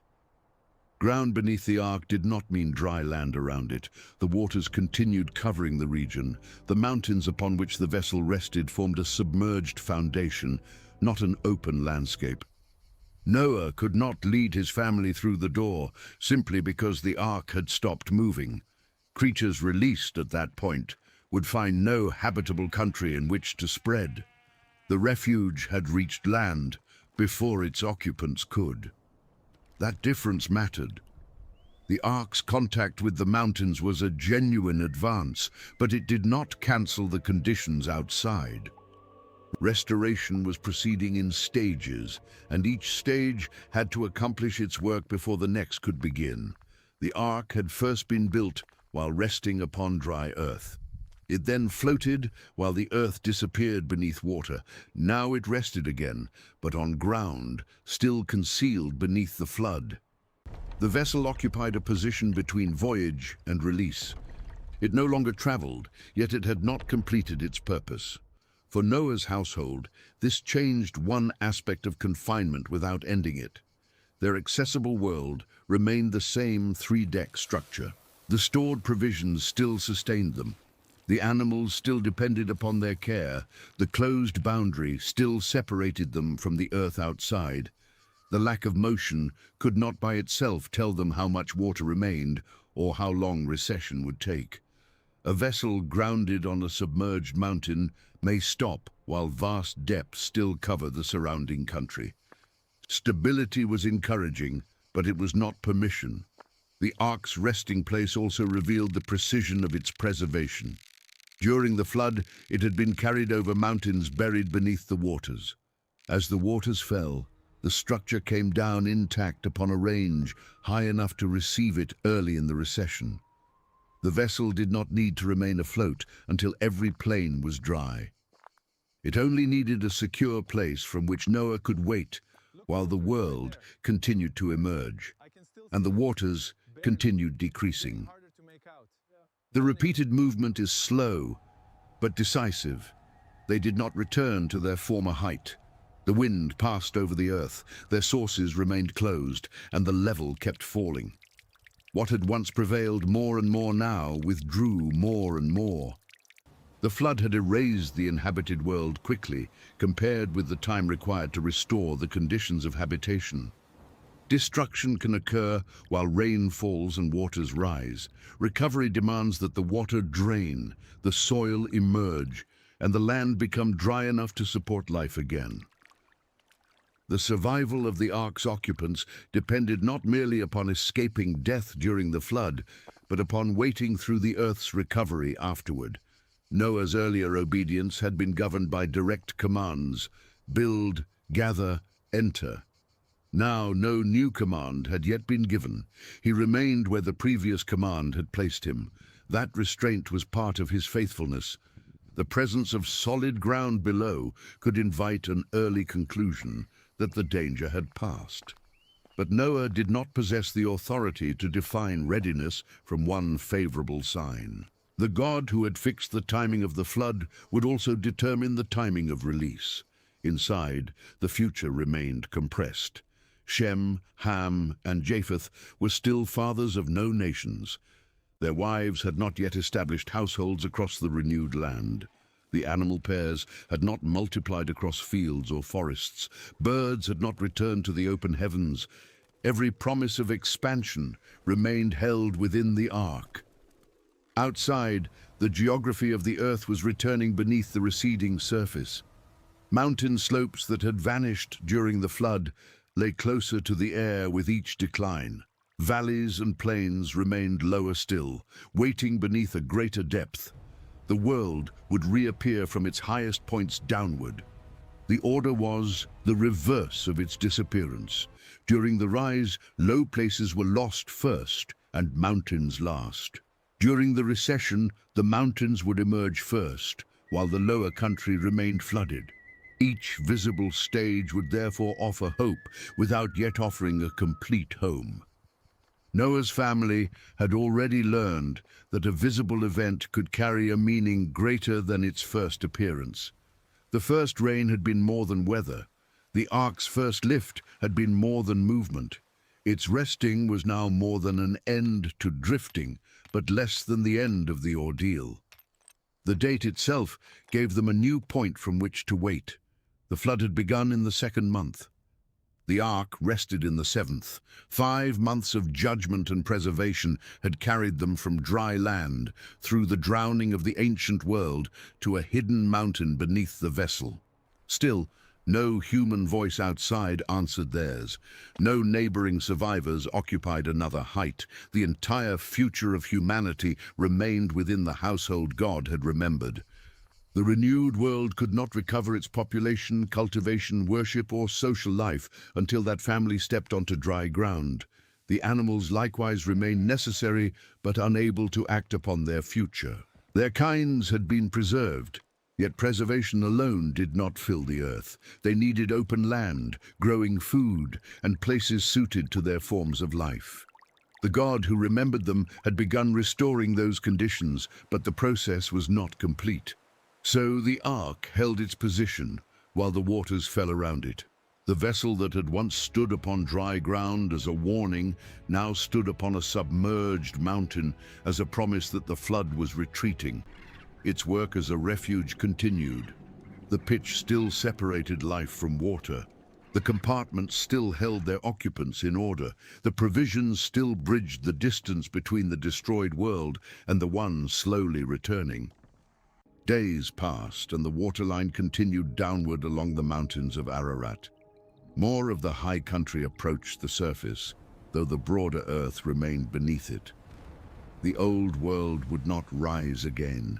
Its people, its violence, and its settled order were gone. What the waters uncovered would be the same created earth, but its human future would begin with the 8 lives inside the ark.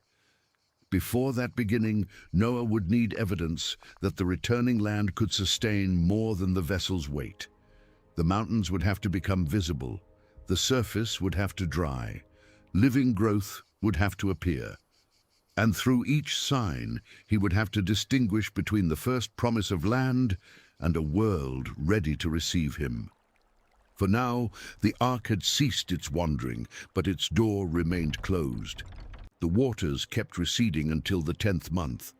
On the first day of that month, the tops of the mountains became visible. More than 2 months had passed since the ark came to rest. During that interval, the vessel remained grounded while the flood continued withdrawing from the higher country. Then, at last, the surrounding summits broke through the surface. This was the first visible landscape described since the mountains had been covered. The ark was no longer resting upon an isolated point hidden within an unbroken expanse of water.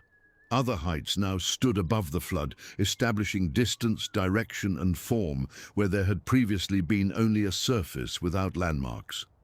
The change was significant but limited. A mountain top can be visible while its slopes remain submerged.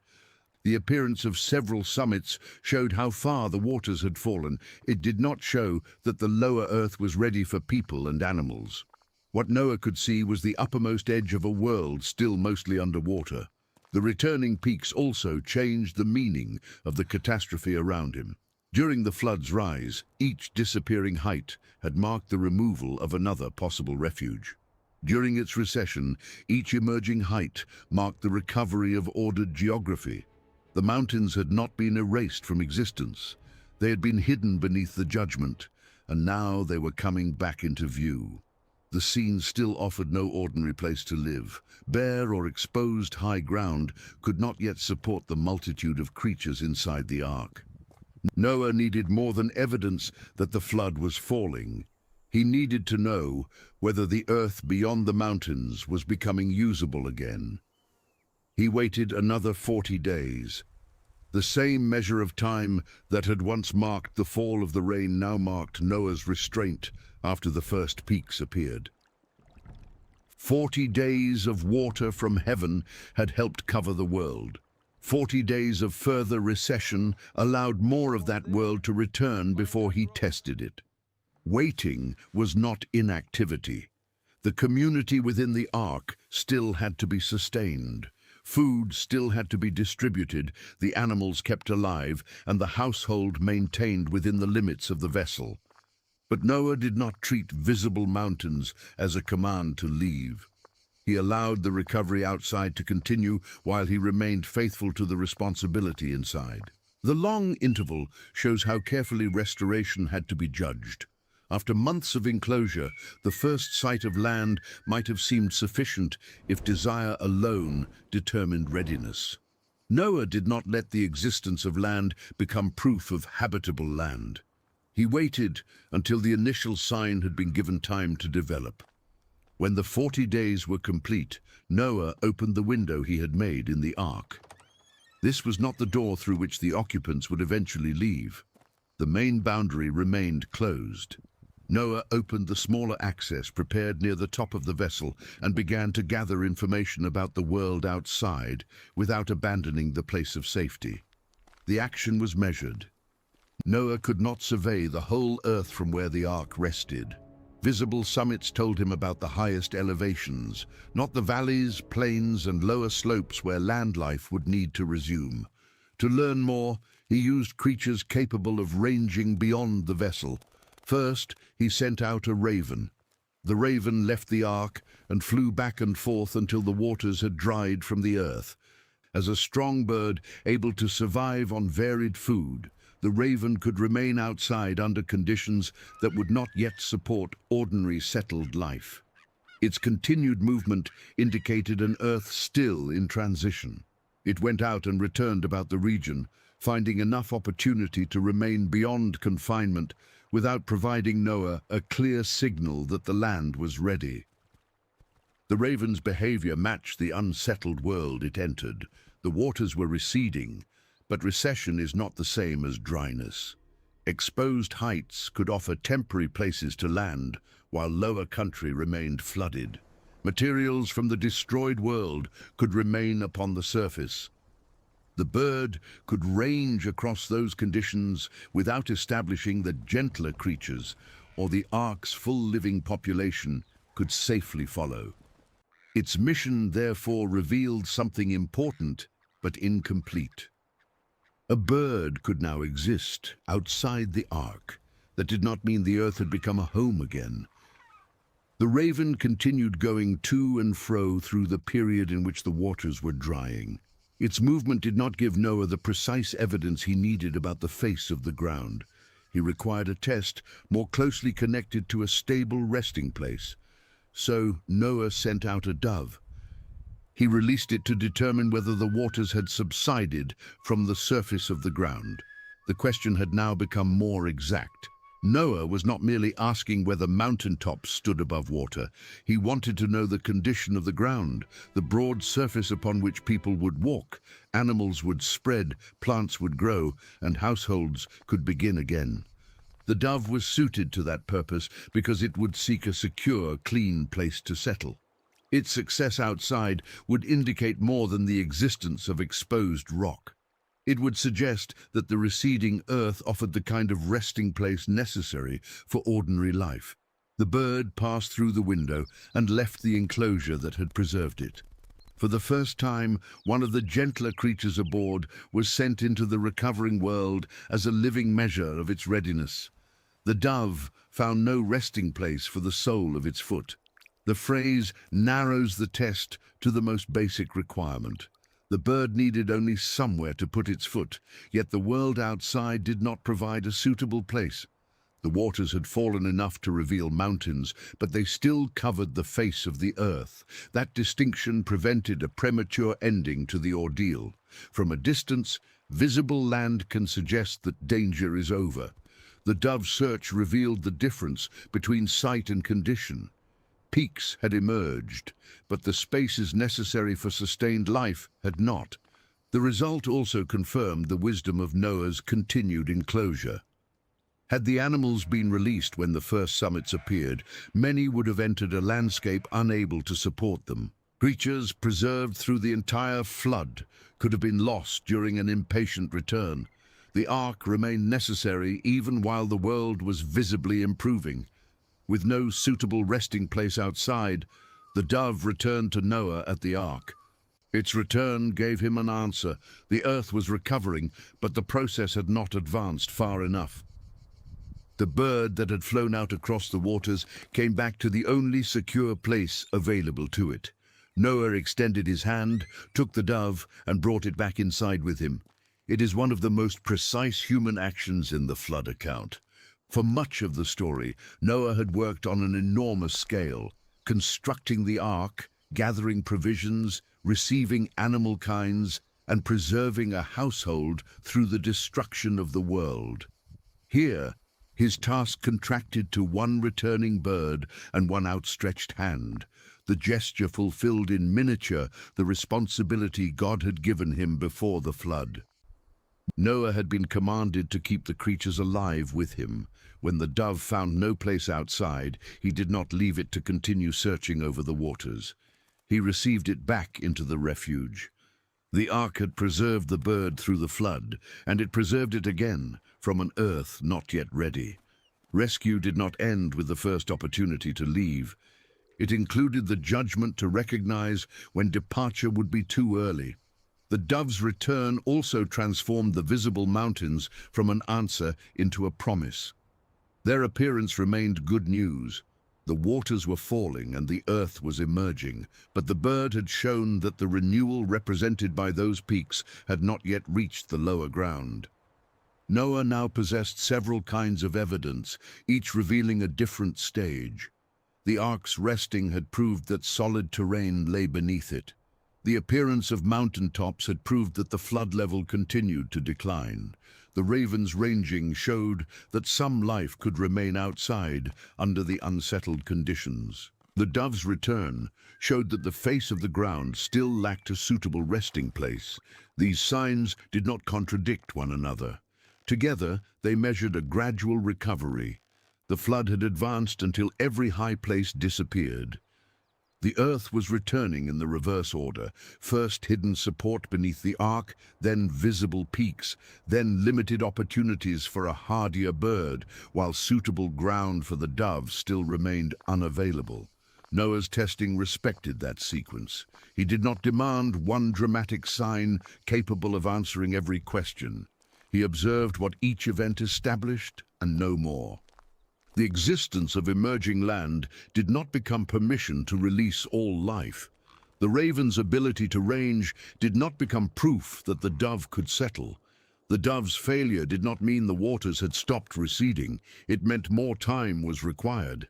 That required time had already defined the story. Noah had waited between warning and flood. He had waited through the rain and the long dominion of the waters. He had waited after the ark rested and again after the mountains appeared. Now the dove's return imposed another interval. The surviving community remained entirely dependent upon the pace of the earth's restoration. Human planning could organize life within the ark, but it could not expose lower land or dry the soil. Noah could send a bird through the window, yet he could not give that bird a place to rest. Only the continued withdrawal of the waters could change the result. The failure of the first test was therefore not a reversal toward destruction. The flood was still receding, the fountains remained closed, the rain restrained, and the mountains visible. But progress toward safety was not yet completion. A world capable of receiving life had to be more than a world no longer completely underwater. Within the ark, the dove resumed its place among the creatures preserved for that future. Its return carried no branch, leaf, or other sign of living growth. It brought only the evidence contained in its own presence.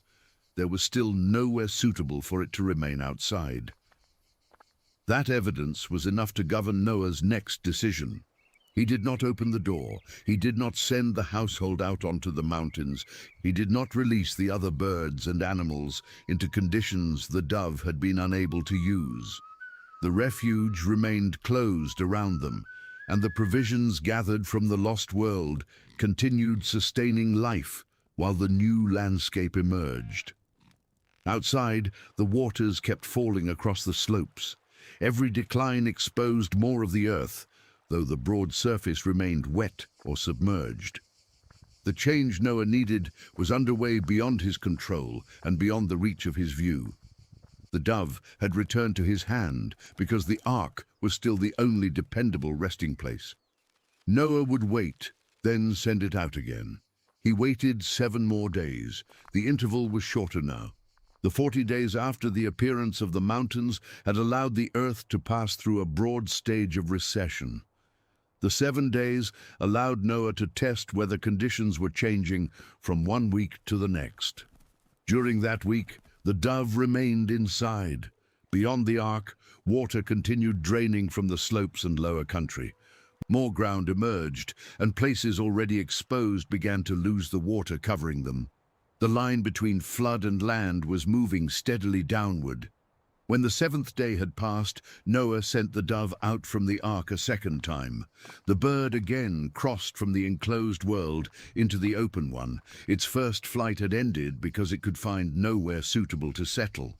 This time, it remained away longer. Noah had released it to obtain information he could not gather from the ark's resting place. The visible heights showed only part of the landscape. The dove could travel beyond them, descend toward lower ground, and encounter conditions hidden from Noah's view. Evening came. Then the dove returned. In its beak was a freshly plucked olive leaf. The sign was small enough to be carried by one bird, but it answered a question that mountains alone could not. Living vegetation had become accessible above the receding waters. Somewhere beyond the ark, an olive tree or growing shoot had put out foliage that the dove could reach. The leaf was fresh. It did not merely belong to the wreckage of the world before the flood. Its condition pointed to present life. The earth was not only emerging as rock and mud, vegetation was available upon it again. The olive is well suited to survive harsh conditions and to grow where other plants may struggle. Its leaf did not mean that every plain was dry or every habitat restored. It meant that the recovery of the land had advanced far enough for rooted life to meet a bird moving through the open air. Noah understood what the dove had shown him. The waters had subsided from the earth. For months his knowledge of the outside world had come through the movement of water. The ark rose, floated, descended, and rested. Mountain tops appeared. A raven ranged back and forth. The first dove returned with nowhere to place its foot. Now the second flight brought something different. The bird had found not only exposed ground, but a living plant growing from it. The leaf joined two parts of creation that had been separated during the flood. A plant rooted in the earth had reached into the air, and a bird had taken from it. The ordinary relationship between land, vegetation, and flying creatures was beginning again.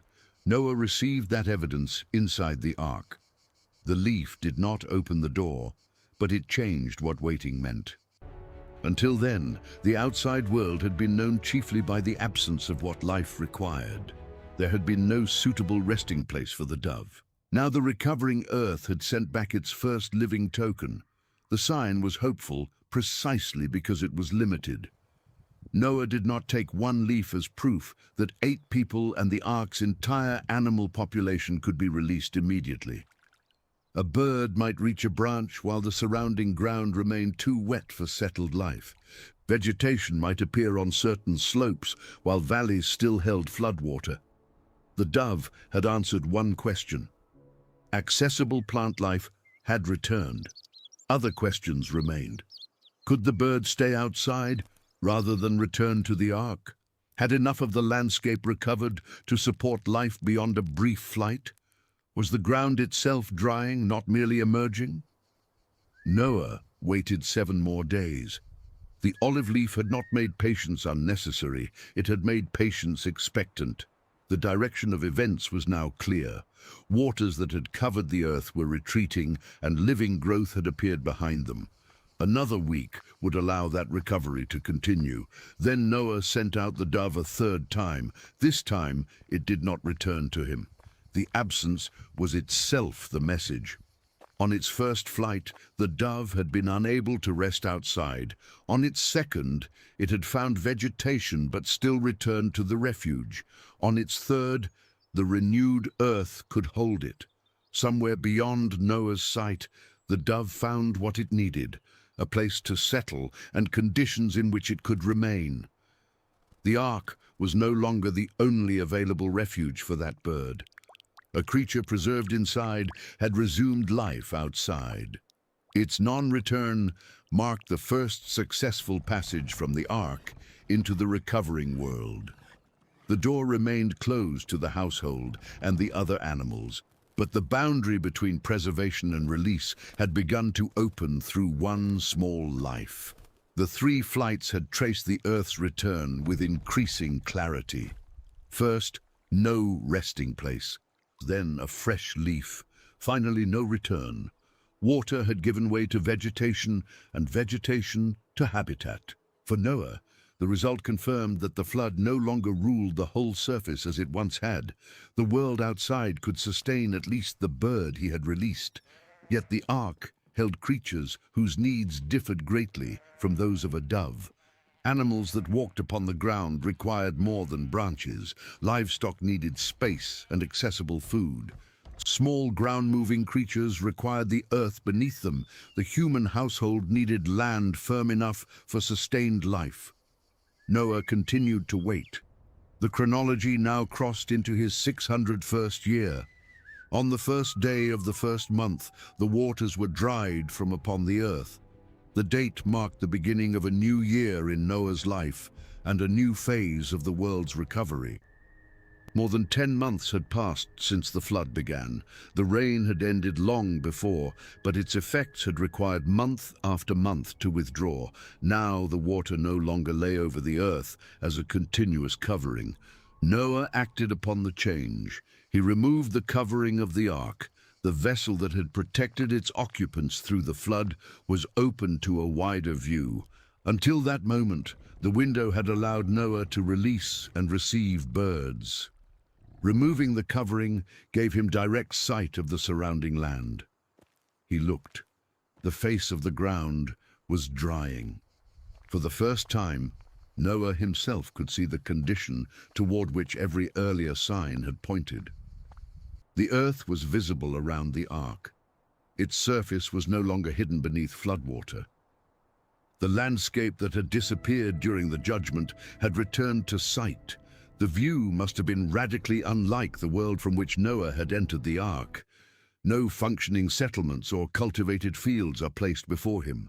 The human order that had once filled the land was gone. What lay outside was ground released from the waters, waiting to receive life from the vessel. The words are carefully measured. The ground was drying. Water had withdrawn, but the process was not yet complete. A surface can be visible and still be saturated, unstable, or unready to bear the concentrated release of the ark's occupants. Noah had seen enough to know that the flood's covering was gone. He had not yet reached the moment to leave. The distinction between drying and dry now governed the final weight. Earlier, the difference had been between visible mountaintops and habitable ground. Then it had been between a leaf accessible to a dove and an environment where the bird could remain. Now it was between an exposed surface and an earth fully ready for release. Noah did not allow his own sight to outrun the process God had begun.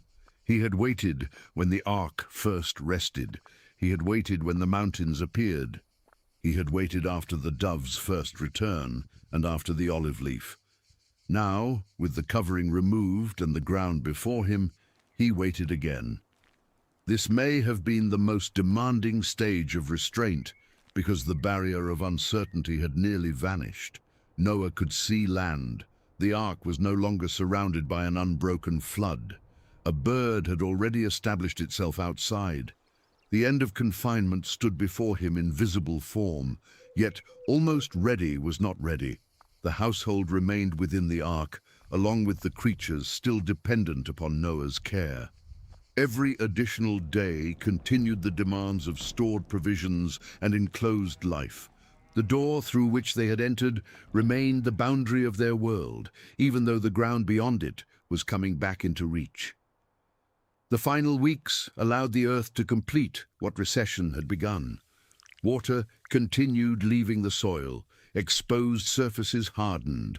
The recovering land moved from emergence toward stability. Nearly 2 more months passed. On the 27th day of the second month, the earth was dry. The date came a little more than a year after the flood began, according to the chronology given in Noah's life. He had entered at 600 years of age. Now, in his 601st year, the world outside had completed its passage from submerged to dry. The wording had changed. On the first day of the first month, the waters were dried from the earth, and the face of the ground was drying. On the 27th day of the second month, the earth itself was dry. The recovery had reached completion. Land life once again had a place to stand. The ground could receive the feet of Noah's household, the hooves and paws of animals, the movement of small creatures, and the landing of birds. Vegetation had already begun to show itself. The created relationships suspended within the ark could resume across the open earth. The ark's long purpose was almost fulfilled. It had carried life above the judgment, sustained it through months of waiting, and held it securely while the world became habitable again. Now, the refuge that had once been the only place of survival was about to become a place its occupants must leave. Preservation could not remain permanently enclosed. The pairs had been brought aboard so their kinds could continue over the earth. Noah's sons and their wives had survived so human generations could begin again. Food had been gathered for the crossing, not for an endless life behind sealed walls. The dry earth outside represented freedom, but also responsibility. Once released, the survivors would have to receive a world emptied of every other human household. They would cultivate ground that had passed through judgment, care for creatures spreading beyond the ark, and build human life again from one family. Noah could now see that the physical conditions were complete. The waters had withdrawn, the land had emerged, the ground had dried, the sequence of signs had reached its answer. Still, he did not define the final moment for himself.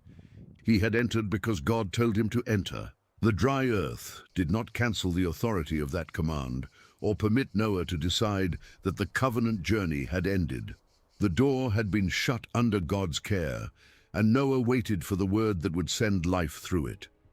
The ark rested upon the mountains. Its covering was open, beyond it lay a dry world. Then God spoke to Noah again. "Go out from the ark, you and your wife, your sons and your sons' wives with you." The same voice that had summoned Noah into refuge now released him from it. Dryness made departure possible. God's command made it time. For more than a year, the ark had defined the boundary of human life. Its walls had separated Noah's household from the flood, and its provisions had sustained everything entrusted to him. Now the vessel was no longer to hold them. Preservation had reached the point where it must become return. God named each part of the household again. Noah would not step into the renewed world alone and leave the others waiting behind.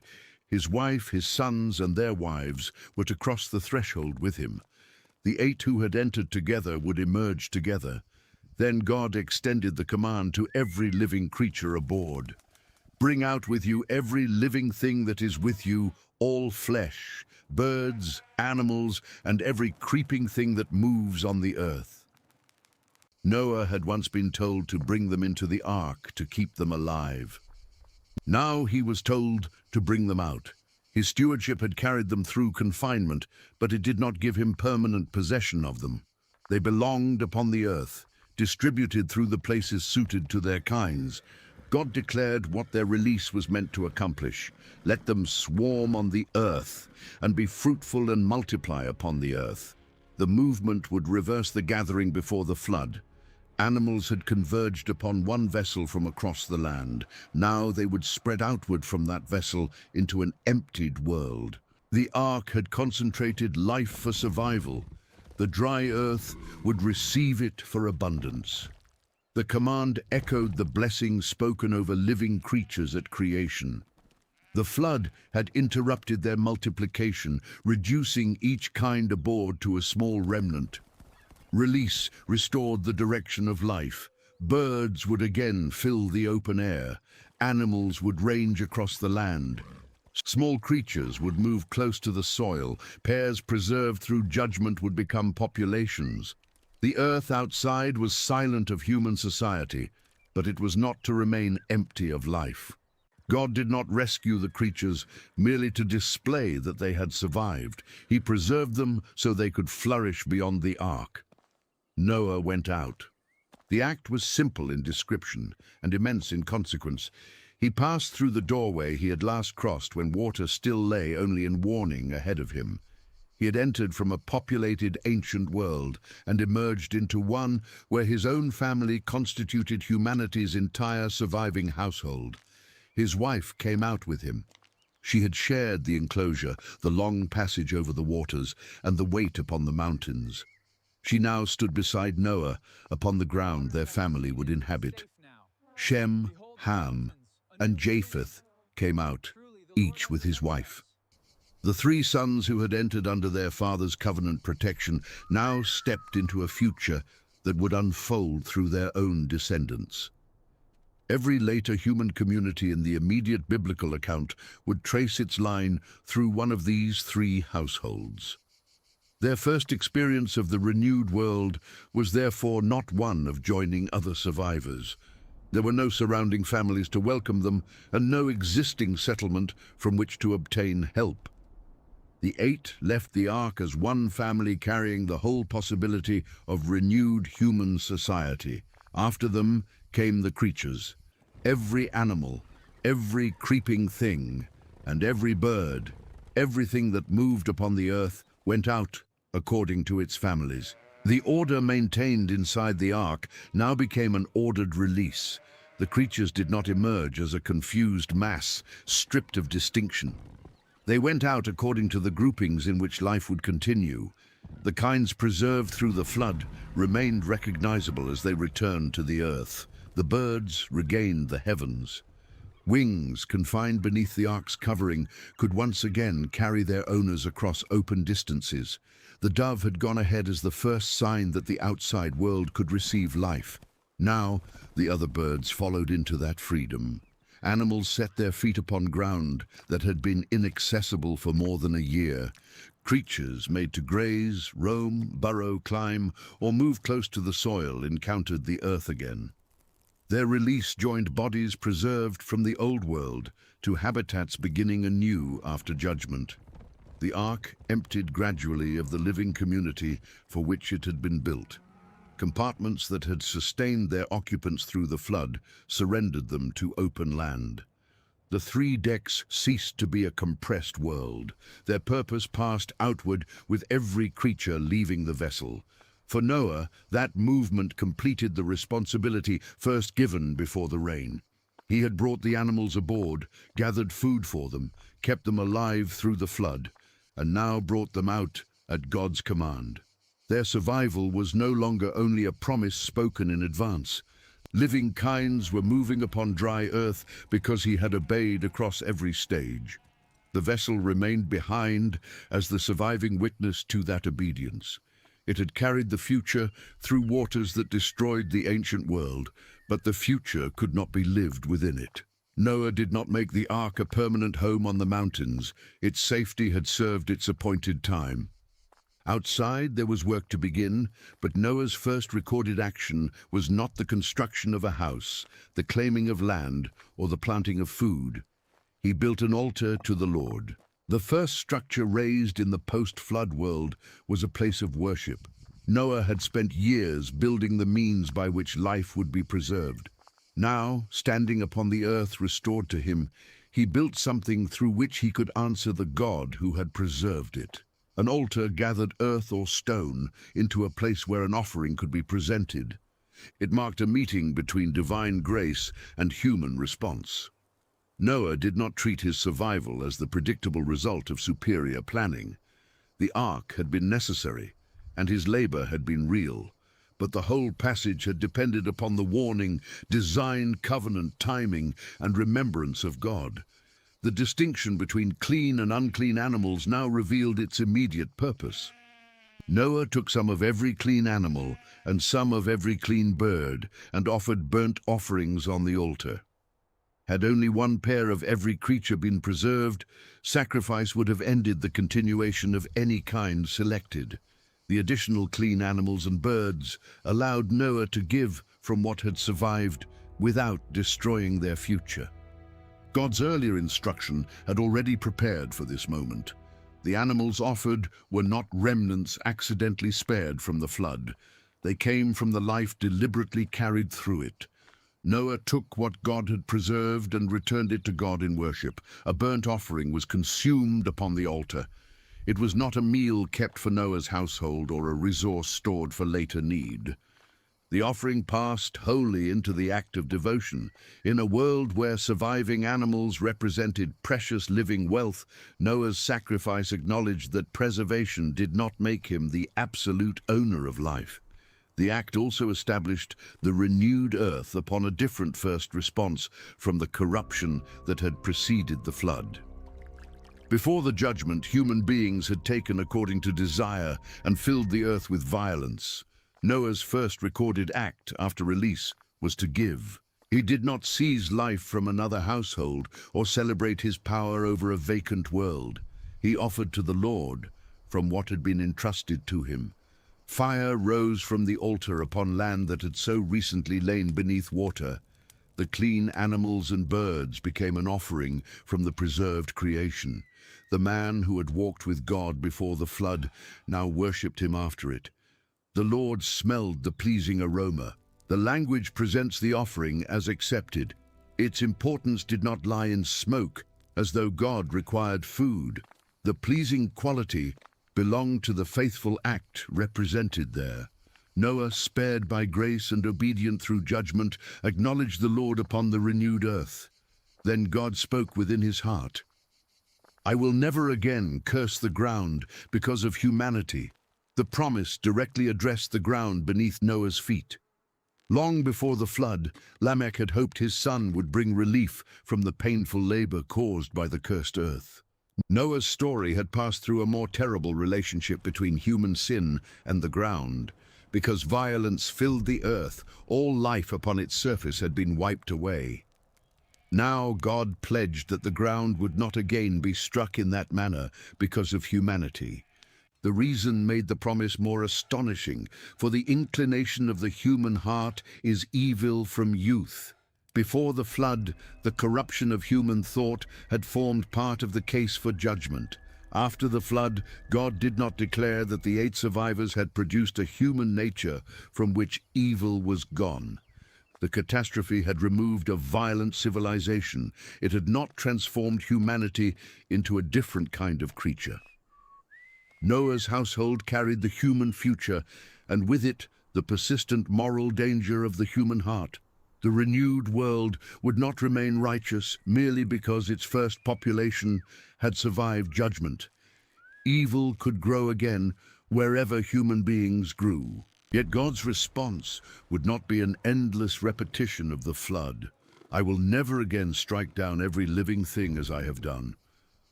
The words established restraint over the future before Noah's descendants had begun to spread. God acknowledged the continuing condition of humanity and bound himself not to answer it by repeatedly destroying all land life. The world after the flood would live beneath patience it could not claim to deserve. This promise did not make violence harmless or remove human accountability. The flood itself remained the evidence that corruption mattered to the Creator, but universal destruction by such waters would not become the recurring pattern of history. Human life could establish households, cultivate the ground, and form generations without fearing that every outbreak of evil would bring another deluge over all living things. The pledge extended into the dependable rhythms of the earth. While the earth remains, seed time and harvest, cold and heat, summer and winter, day and night shall not cease. Each pair described an order necessary for sustained life. Seed time looks forward. A farmer places grain into the ground because a future harvest can be expected. The act depends upon confidence that the earth will continue through the interval between planting and gathering. Harvest answers that confidence. The ground once cursed and later submerged would again yield food. Human labor would remain necessary, but it would take place within seasons God promised to preserve. Cold and heat would continue their alternation. The world would not remain fixed in one condition. Its changing temperatures would shape growth, movement, shelter, and work. But those changes would belong to an enduring order rather than another collapse into chaos. Summer and winter would mark the larger cycle of the year. Time could again be organized around recurring seasons. Noah's descendants would not live only by memory of the dated catastrophe. They could plan within a world whose patterns continued by divine commitment. Day and night would not cease. The most basic rhythm experienced inside and outside the ark would remain. Darkness would give way to morning, and morning to evening, across generations yet unborn.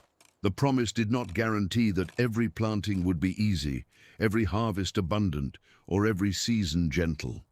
It guaranteed the continuance of the created order within which human and animal life could proceed.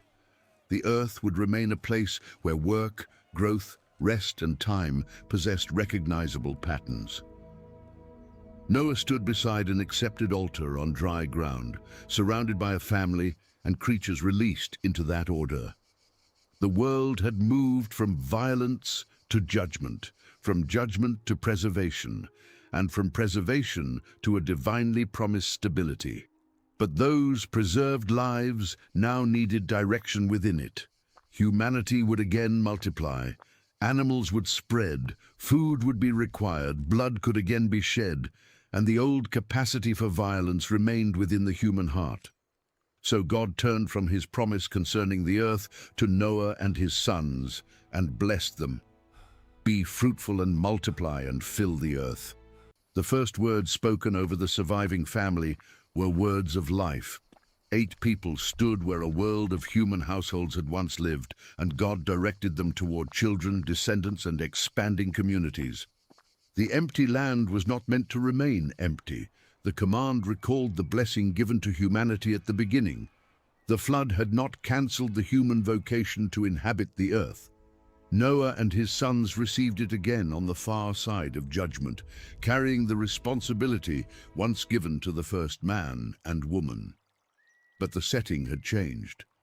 Adam and Eve had received a garden already planted with food and filled with living creatures. Noah's family emerged into a world whose animal life had been preserved beside them in the ark, and whose ground had only recently become dry. They would have to begin with what had survived. The blessing gave them permission to regard that beginning as a future, rather than merely an aftermath. Shem, Ham, and Japheth were not to remain permanently gathered around their father on the mountains.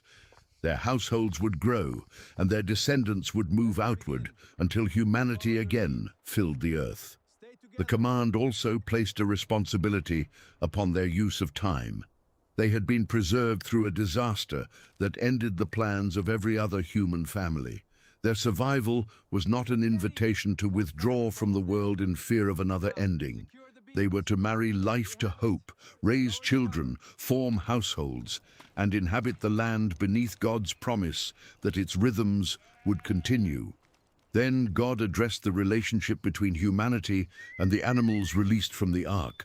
The fear and dread of you shall be upon every animal of the earth and every bird of the heavens, upon everything that moves on the ground and upon all the fish of the sea.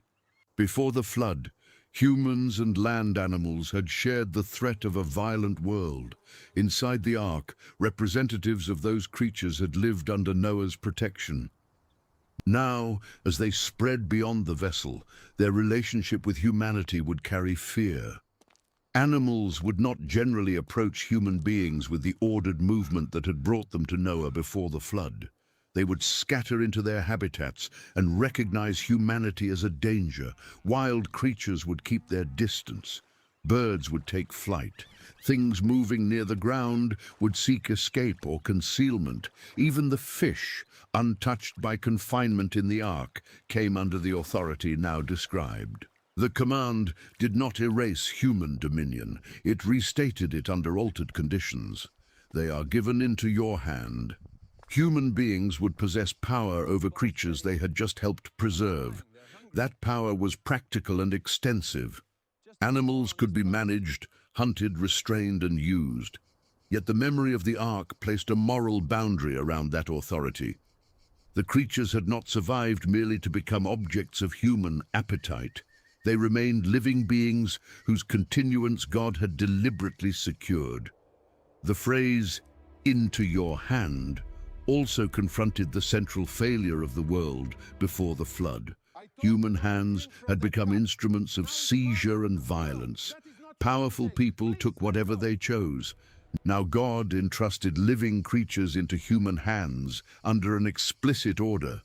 Authority was being given, but it was not self-created and therefore not unlimited. God then expanded the food available to Noah's family. Every moving thing that lives shall be food for you. As I gave you the green plants, I now give you everything. Plant life had been given for human food from the beginning.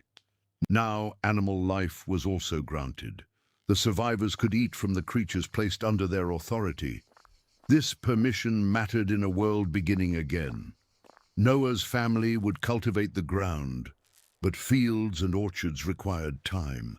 Seed had to be planted, tended, and gathered through the seasons God had promised to sustain. Animals could provide food while human settlements spread and agriculture resumed. The grant was broad, but it was immediately followed by a restriction. You shall not eat flesh with its life, that is, its blood. Animal food was given, blood was withheld. Blood represented the life of the creature. To consume flesh with its blood was to treat that life as though it belonged entirely to the eater. God's prohibition required a distinction between receiving an animal for food and claiming mastery over the life within it. A creature could be killed and eaten under the permission God had given, but its blood was not ordinary nourishment. The life represented there remained accountable to the giver of life. Human dominion did not make human beings sovereign over it. This boundary also resisted the appetite that had corrupted the old world. Before the flood, desire had become its own permission. People saw, chose, and took. In the renewed world, God gave food generously and then drew a line. Having authority did not mean taking without limit. The human appetite was to remain under command. The restriction would later become deeply embedded in Israel's life. Blood belonged to God as the sign of life and would take on a central role in sacrifice. Here, its first importance after the flood is direct. Life is sacred even when an animal is lawfully used for food. God then moved from animal blood to human blood. For your lifeblood, I will require an accounting. The world before the flood had been filled with violence. Its destruction had not removed the human capacity that produced that violence, so the renewed world received an explicit law of accountability at its beginning. Human blood could not be shed and forgotten. God would require an answer for it. The accounting extended across the living order. From every animal I will require it. If an animal took human life, that death mattered before God. Humanity possessed a value that distinguished human blood from animal blood, even though both represented life. The creature responsible for killing a human being came under judgment because the victim bore a dignity not given to animals. The accounting also extended to humanity itself. From each person, I will require an accounting for the life of another. No one could treat the death of another person as a private matter beyond divine concern. The victim's life did not belong to the killer, the family, the ruler, or the community. God himself claimed the right to demand an answer. This directly opposed the culture of vengeance that had grown before the flood. Cain killed his brother and then asked whether he was his brother's keeper. Lamech killed in response to injury and celebrated a vengeance greater than Cain's. By Noah's generation, violence had filled the earth. Now God placed human beings under responsibility for one another's lives. The question was no longer whether the strong could kill and survive retaliation. The taking of human life created a debt before the Creator. Whoever sheds human blood, by humans shall that person's blood be shed. The words establish a severe protection around human life. Murder would not be left without a public answer. Human society, as it grew again through Noah's descendants, would bear responsibility to restrain lethal violence and judge the one who deliberately shed innocent blood. This was not permission for private revenge to multiply without limit. Lamech's boast had shown where uncontrolled retaliation led. A wound answered by killing, then a threat of vengeance 77-fold. The command given to Noah's family placed judgment under a measured principle. The shedding of blood required accounting because of the value of the person killed. The reason followed immediately. For God made humanity in his own image. Human life was not protected merely because societies need stable populations, or because murder creates conflict, or because every family fears loss. Those consequences were real, but the foundation lay deeper. A human being represented God in a way no animal did. The image of God had survived the flood because it belonged to humanity's created identity. The ancient world had corrupted its way and filled the earth with violence, but human sin had not made human life worthless. Even after judgment, even with evil still present from youth, every person carried the dignity of being made in the Creator's image. That truth placed a limit around every exercise of human power. A ruler did not become the owner of the people beneath him. A strong person did not gain the right to dispose of the weak. A family could not erase the value of an outsider. A killer could not reduce a victim to an obstacle removed. To strike at human life was to strike at one who bore God's likeness. The command, therefore, gave Noah's descendants a foundation for justice before nations, laws, or courts had been established. Human communities would develop many ways of governing themselves, but their authority over life had to answer to this prior reality. They did not create human worth. They were required to recognize it. The sequence of God's words held dominion and restraint together. Animals were given into human hands, but their lifeblood was not given without boundary. Animal flesh could be eaten, but life was to be treated as belonging to God. Humanity received authority within creation, but every human life bore the Creator's image. Society was authorized to answer murder, but the reason was protection of sacred life, not the glorification of vengeance. These instructions addressed the danger carried out of the ark in the surviving human heart. The flood had removed the violent order that preceded it, but Noah's family needed more than an empty earth and recurring seasons. They needed boundaries capable of governing appetite, power, killing, and responsibility. God supplied those boundaries before their descendants became numerous enough to form rival peoples. The principles came first. Life was received from God. Animal life could support human life under restraint. Human blood required accounting. The image of God stood as the reason no person could be treated as disposable. Then the blessing to multiply was repeated. As for you, be fruitful and multiply, increase abundantly on the earth, and multiply in it. The renewed emphasis turned the family from the prohibition of death back toward the work of life. God had spoken about murder because human violence remained a genuine threat, but violence would not define the purpose given to Noah's household. Their calling was fruitfulness. They were to increase abundantly. The language belongs to living creatures spreading into the spaces prepared for them. Humanity would not merely replace the 8 survivors with a slightly larger household. Noah's descendants were to expand across the earth, carrying human life into regions that had been emptied by the flood. Every birth would advance that commission.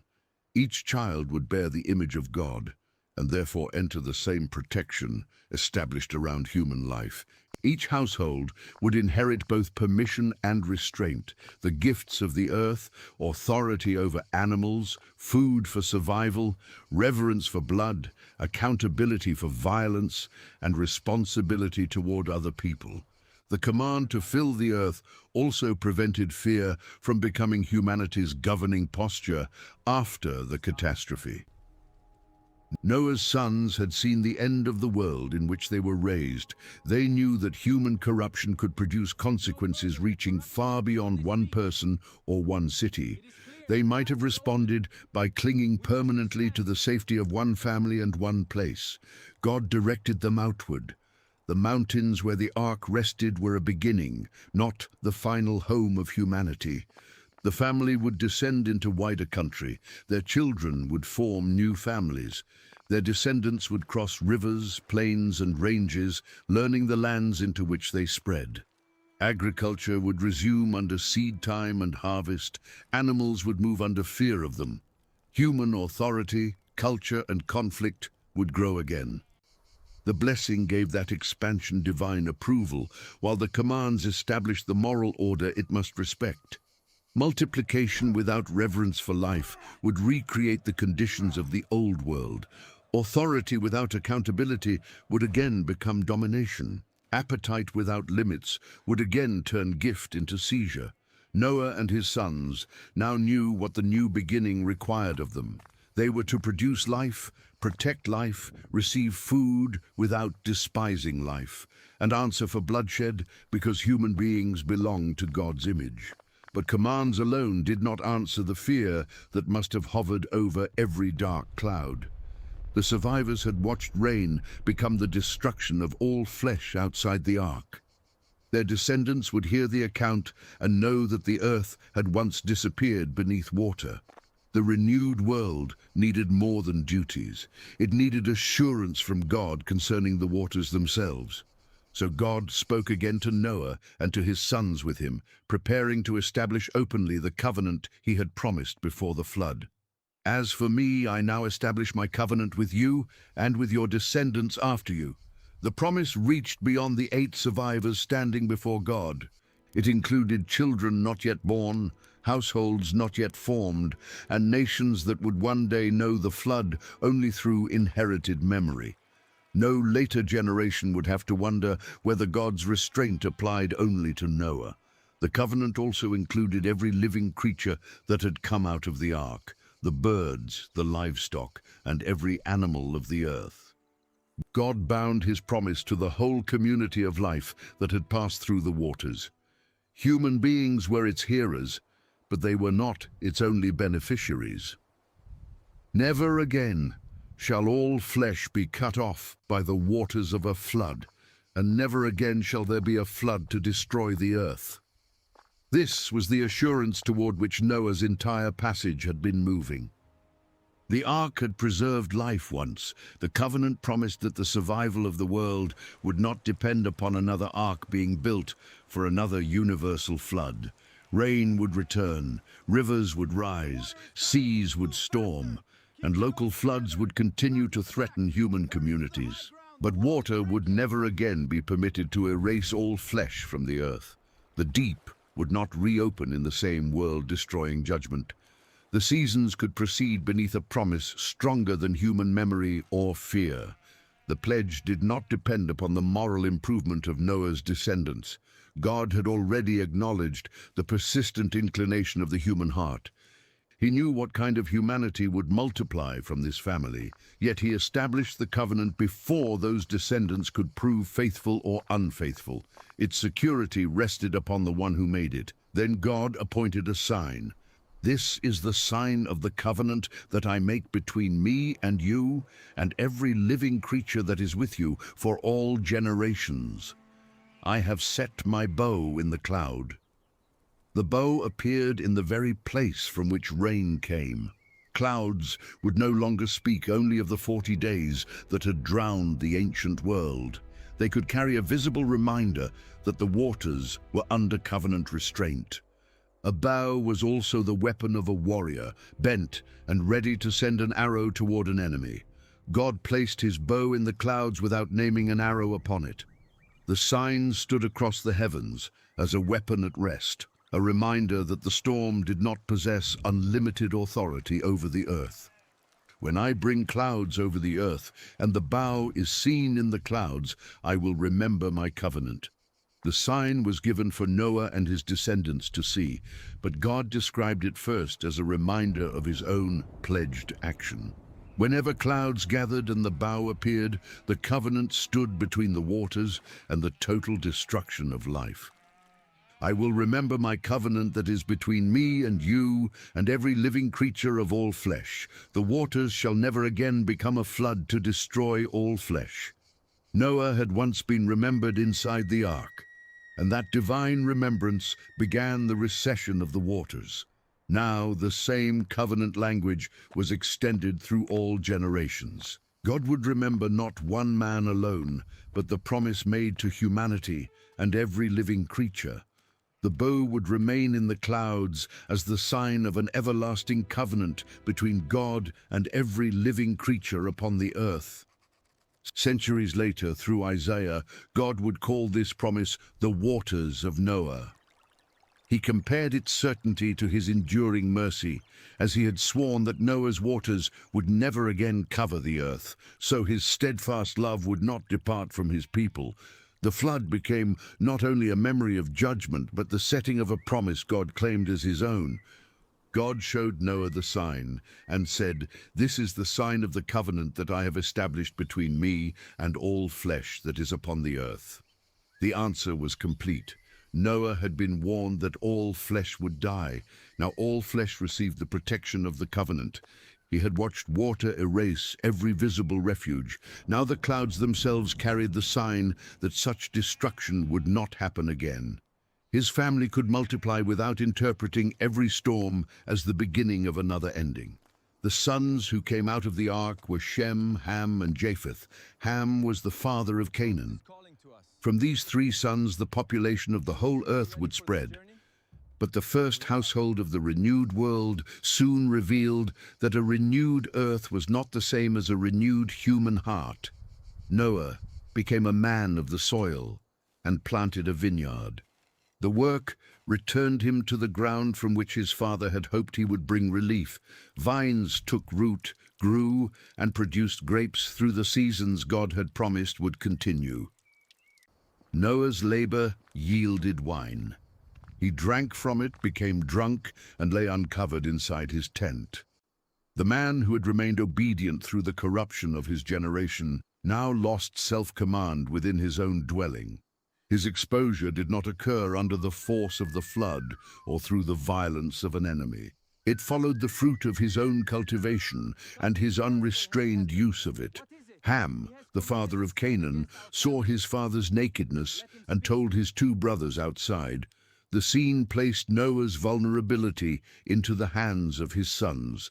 Ham saw what had happened, left the tent, and made it known. His brothers were given the same knowledge, but they chose another response. Shem and Japheth took a garment, laid it across both their shoulders, and walked backward into the tent. Their faces were turned away so that they did not see their father's nakedness. Together they covered him. They could not undo Noah's drunkenness. They did not pretend that he had not exposed himself, but they refused to make his shame an object of further sight. Their backward steps preserved his dignity, while their shared burden repaired what they could. The three brothers had survived the same flood and received the same blessing to multiply. Now their responses within one tent divided them. Ham exposed what he had seen through his report. Shem and Japheth answered exposure with covering. When Noah awoke from his wine, he learned what his youngest son had done to him. Then he spoke, "Cursed be Canaan, a servant of servants shall he be to his brothers." The curse fell upon Ham's son Canaan, whose descendants would become a distinct people in the generations ahead. The words projected the dishonor of this household scene into the future relationship of family lines. The authority Ham's line might seek would end in humiliation and service. Noah continued, "Blessed be the Lord, the God of Shem, and let Canaan be his servant." Shem's blessing was expressed through his relationship to God. Noah did not simply praise Shem's conduct. He blessed the Lord as Shem's God, placing that family line beneath the favor and purpose of the one who had preserved them. Then he spoke over Japheth. May God enlarge Japheth, and let him dwell in the tents of Shem, and let Canaan be his servant. Japheth's future was expansion, joined in some way to the blessing associated with Shem. The two brothers who had carried the garment together received words of enlargement and favor, while Canaan's line was placed beneath them. The first recorded event within Noah's post-flood household therefore ended with distinction rather than innocence. The ark had carried the family safely through external judgment, but no vessel could remove the moral danger within humanity. Shame, honor, brotherhood, and consequence had entered the renewed world before the sons had spread far from their father. They did spread. Japheth's line extended through Gomer, Magog, Madai, Javan, Tubal, Meshech, and Tiras. Gomer's sons included Ashkenaz, Riphath, and Togarmah. Javan's line continued through Elisha, Tarshish, Kittim, and Rodanim. From these families, the coastland peoples spread into their territories, separated by lands, languages, clans, and nations. The enlargement spoken over Japheth began to take geographical form. His descendants moved outward toward distant regions and maritime lands. The household that had once lived within the dimensions of the ark became peoples separated by coastlines and territories. Ham's sons were Cush, Egypt, Put, and Canaan. Cush's line produced Nimrod, who became a mighty man upon the earth and a mighty hunter. The language of might returned now in the world after the flood. Nimrod's kingdom began with Babel, Erech, Akkad, and Calneh in the land of Shinar. From that region came the great centers associated with Assyria, including Nineveh and other cities. Human power was gathering again into kingdoms. Cities returned, renown returned. The survivors' descendants were not merely scattering into small agricultural households, they were organizing territory and rule. Egypt's line produced peoples remembered across northeastern Africa and the surrounding lands, including the ancestors from whom the Philistines came. Put also became the father of a people known among the nations.